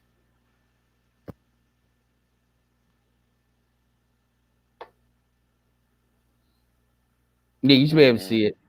Yeah, I see So it. let's go through the first one. Will you marry me? Right here. Mm-hmm. Then I have more important things to do, like drinking and partying. Then in my car carousel in my late teens, car carousel in my 20s, car carousel in my 30s. Okay, now I will marry you. There you go. This is the circle of life. And He now should have you had let one last one. Her sitting over there screaming about how you ain't shit if you say no. oh, you can add others, that the gay shit, you can add others. But let Rashida Schrober say it. This ain't happening like it should be. And if it does, these No. niggas are low-key abusers. Yeah. This ain't being said because they all want to be good, they all want to be wives. This ain't happening at all. This ain't happening at all. Or this is so happening so less. We're just blowing it up. This ain't really happening. This ain't really happening. This ain't really happening. This is like maybe like 2%. Let them say it. That's what's going on. So They'll anyway, talk about how all the kids look, none of the kids look like each other. Mama's baby dad, she and it's like, okay, we're not gonna have a real conversation. It's nothing to have. But I may do other clips. I may do other clips with see what happened. But yeah, it's about a good 3 hours. Yeah, man. I think that was All pretty right, good, man. But that's what it is. absolutely, dude. Thanks for having the panel. Yeah, I wish I would have had BGS on this bitch because BGS would have. I mean, see, they won't talk. They scared of BGS. They all scared of BGS because BGS, you can't pull that bullshit. That's why they No, try to he has knock his ass because they ain't got nothing else. They got nothing else to say. absolutely. He has far too much. He has far too large. First of all, I mean, you're talking about he's a boomer. You know what I mean? He's 20 years older than me, 21 years older than me, right? Plus, he's somebody that actually did the goddamn research. And so when you take somebody who's intelligent and they're old enough to have wisdom, and they're one of the people that actually did the fucking research, and they're the people that he's in a place like Los Angeles. I mean, he shuts them down quite fucking often. They don't fucking like it. Of course, I'm And the not giving no last thing panel. I'm gonna say too is, how she's a liar when Gayle King says, and they're all liars. We're just talking about her. How many times have you seen on your on the tick marks, if you look at the news or just a side news clip of a white female or a teacher fucking dudes or getting All the convicted fucking time. And they never bring that shit up at all. Of course they're not gonna fucking bring it up. And these people don't think about that. I'm like, these people choose what you want to see. What do you think a fucking editor is? Thank you. You know, how you consume media. That's one thing reason I use Twitter is because I actually have Twitter lists. I have different lists to follow different types of people so I can get feeds on what I'm looking at. So I can cross compare shit if it's something I really want to deal with. With people I know that's gonna give me the real, you know, and people and all of them don't even always like each other. So again, you know, they don't. I can tell it's shit that they don't even consider. Like they talk, all the people came up and talk about Bill Cosby. I was like, did you even consider that those women came out of the woodwork because they were paid to? Because they were told to? There's no investigative journalists anymore like that. No, that's why they call them pundits instead of reporters now. Yeah, they're not There's no investigative journalism now. They might write books and stuff, but for the most part, that's not happening. So nobody's really asking these questions. They're just going with the flow. Like really, the mainstream media is not that much different than social media. You notice how they keep saying the same shit. It always seems like they're on code with shit. Yep. It's like, yeah. Even and then what happens is a lot of the bigger websites, the official websites, are mirroring the like the mainstream sites. They all hatred for black women. Snoop Dogg. I'm like, nobody wrote an article saying, okay, let's actually chronicle Snoop Dogg's. He's married, but you're not gonna say that. You know, you're gonna put out your narrative like social media, and then people are so fucking stupid. This is why people have a natural distrust for the media, but they're gonna just believe the shit. But and a lot of the media they're very narcissistic in that type of power. They're their own little clique. And then you got the gynocratic females that do that shit, you know. And it's a whole clique. You got Oprah, Gail, Ava DuVernay's in there, Issa Rae's in there, because you know Ava DuVernay is supposed to do a documentary on this Nipsey Hussle. Oh man. Yeah, Netflix is gonna pick up. It's all that same little clique, and I mean, when you really see it's very difficult to not be in a constant state of anger. That's why you almost gotta let the shit go, and that's why a lot of people don't realize SYSBM, because once you see it, you really understand. I'm either gonna want to do some shit to somebody, or I'm just gonna say fuck it. Now I deal with black women all the time, but my point is, when it comes to what it takes to fix the community, when you see the vectors and the shit the way we see it, it can't, like, I would challenge anybody to show me it can be fixed, and they never can. Because at the end of the day, they haven't even never gone to how deep it's fucked up, because they refuse to go, because they don't want to pull that rug up. They don't want to know where that lies, because if they do, they're gonna realize that they're not fucking worth fixing. Well, you know, dude, people got to start understanding the difference between possibility and probability. The problem is black men have put any little chance we feel like it's on us, and our manhood depends on us taking the slightest chance. If there's any chance there, we got to take that chance. Bullshit. We did it long enough. We tried. We lost. We got fucked over physically, mentally, spiritually, fucking emotionally, financially. We tried, and we tried again. Now we're saying this, hey, we're going to climb this fucking ladder. Now, either you climb it with us or you burn in them fucking flames that are slowly fucking rising. We're not going to fucking tell you to fucking climb it with us anymore. We're not going to grab you by your fucking hair and force you to climb it with us anymore. If you don't mind dying in those fucking flames, who the fuck am I to make you live? Yep. And my last word on this is going to be this. If black men really wanted to nut up, that would be the last interview that an ADOS heterosexual black man does with Gail. And when I say interview, I'm talking about fuck her morning show, fuck it all. There's other morning shows. All of it. There's other vectors. No matter what you need to do, CBS, unless you directly doing something for CBS and you trying to get that paper, I'm talking about like you work for them, so you kind of gotta go. And even then, I would push the issue. Fuck her. It's like, if you need somebody on there, I prefer to talk to them, not her. Not I her. sooner Bring the I white. sooner interview with a white person before I fucking Yep. interview with Gail Because King. at least I know what I'm looking at. At least And I you'll know send a what I'm fucking looking. message. Yep. You'll send a fucking message that way. And black men got to start doing that. Like Jamel Hill, she was there a lot too long. Dudes got to start got pull rank where we can.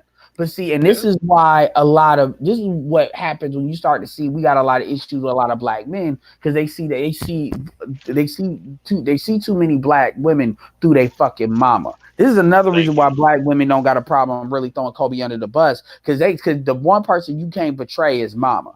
It don't matter. Absolutely. Shirley said it. You can go look before I came on, before that video of me coming on, before that clip. If you go look at the screen timestamp of where it is when I first started it, they were talking about Kobe and his mom, and Shirley said it. Shirley said there was nothing that his mother could have did to warrant Kobe not dealing with her. And as far as she's concerned, and as far as she's concerned, I mean, she said there was nothing. And as far as she's concerned, but then these are the people that's gonna say there's no gynocracy. Of course, you all wouldn't say there's one. Of course. And then people say, and again, she even said it without saying it. When she said the government, and I asked her a simple question. I said, how would black men use the government? By banning their responsibility. How? What are you when you could, because there's a penalty to do that. A woman can put a man on child support for doing that. Thank you. So what are you talking about? The government didn't enable us to do that. Yeah. But because she got an attitude, so therefore he lost responsibility. No. Dudes be fighting for their kids. What are you talking about? Thank you. And you got to remember, this is what makes them all liars, all damn liars. The stepdaddy market was very, very rich in their eras. The stepdaddy market was a lot larger. Absolutely. So when they sit here and they say all this stuff, they are telling narratives that are based on their own personal fucking experience. Not true. Notice how all these women like to talk about marriage. Black women are not getting married like that now. So black men were getting married a lot more back then, and you all were picking niggas you wanted to pick. Yep. Y'all want again, man, you all want to put y'all narratives out there, and what y'all don't understand, y'all still haven't dealt with the core problem. The greatest power a black man has is his ability to choose. And you have not found a legal mechanism to eliminate that choice yet. So what we do is we do shame. And then now we got niggas out here doing shame. But that's barking without teeth. The only thing that ever gave y'all teeth was that white man. And that's why y'all keep coming back to that white man in order to give y'all power to try to control men. Yep. And that's what's actually fucking the community up, because they're taking that power and they're using that power as a mechanism in order to do what the fuck they want to do with it. And then black women don't hold that bag until later. And then they want to then say, "Oh, we fucked up. Let's cover up what happened and let's start blaming the government or blame the culture." And you got dudes that are doing that. So at the end of the day, y'all know me. I can go on and on about this shit. But I'm glad Fantastic did that, because that's just 30 minutes. I haven't talked about some of the shit that they were talking about when it was just them, because I'm sure the fuckery was on 1,000 when it was just them, because nobody was giving them any question there. Nobody was challenging anything. So they're just going to go along with what they go along. Because if you look at Faith believes a gynocracy doesn't exist. Okay, my other question I could have asked her too was, what is it that black men, what is it that black women can do, black men can do that women don't want them to do? Or what laws do black women have to obey that black men can compel them to obey? Well, her answer is, well, because we don't create jobs. Okay, so do you raise I got a question. Do you raise your sons to create jobs? Like, that shit doesn't come out of thin fucking air. And then, so they know what I think Sanika was like the youngest one on there. She might be a millennial. But other than that, but she hopped off. But yeah, they know what the fuck it is. And at the end of the day, these women will go, look, think about this. Think about Jessica Light and think about the women you heard. They're saying the same shit 20, 30 years fucking later. And it's not backed up shit. It's not shit. It's like, okay, they've proven shit. They're just saying shit. And there's no difference between what they're saying and me listening to Oprah. Or the own network. Black women own the conversation. They are literally saying the same thing. The same fucking thing. The same fucking thing in the same fucking way. They haven't looked up anything that could balance out their fucking facts. They go and they read some fucking magazine where some fucking other chick went and got her shit out of a fucking magazine and then put it in a different damn magazine. Dude, look, I tell you, man, look, they better start understanding something. Black men are tired of the bullshit. We're fed up. Not fed up like, hey, you better change. We're fed up like, look, motherfucker, we're gonna go do what we need to do, and you, hey, if you don't fix yourself, fine, that's on you. If you fix yourself, great, that's on you. But either way, we're gonna be all right because we're no longer waiting for you. And that's all I got to say, man. That's it. Yeah, I'm done too. I can keep on going on. But yeah, y'all, right, that's let me see. Yeah, all right, man. Peace out. Take it easy. Mm-hmm. I know Keith says they can't understand why they spew nonsense. Keith, I mean, we told you this, but I'm gonna say it again. They get invited because you got to hear from the horse's mouth. We got more than enough streams. It ain't like they taking up the whole manosphere. You know, if people want to come up and they want to make their case, I'm all for them making their case, because if they got something to say, then we're gonna get consensus. If they say the fuck shit, then that makes our case even stronger. That's really where it starts and where it ends. You know, I'm not gonna be up here talking about, oh, this shit ain't shit, this chick ain't shit. No, let them talk and then you see it. Because then you got dudes that come on this motherfucker sitting there defending what can't be defended. And they wanna act like, they wanna be all vague and be like, you making shit up. No, let them hear that shit from them and then let them defend that shit. So yeah, I want them to talk more. I want them to be on here more. I would love, and look, I'm not like, I don't care what they say. I'm not giving them a bad shake. I'm breaking the shit down based on how I see it. Now, if one of them wants to come on this bitch, now I'm gonna tell you what's gonna happen. If they come on here, what's gonna happen is they're gonna make it a referendum on my manhood. Well, all this shit I'm talking, it must be that I'm not the perfect apex predator nigga. That's because that's their answer to everything when they can't handle it. Oh, it must be you not the man you think you are.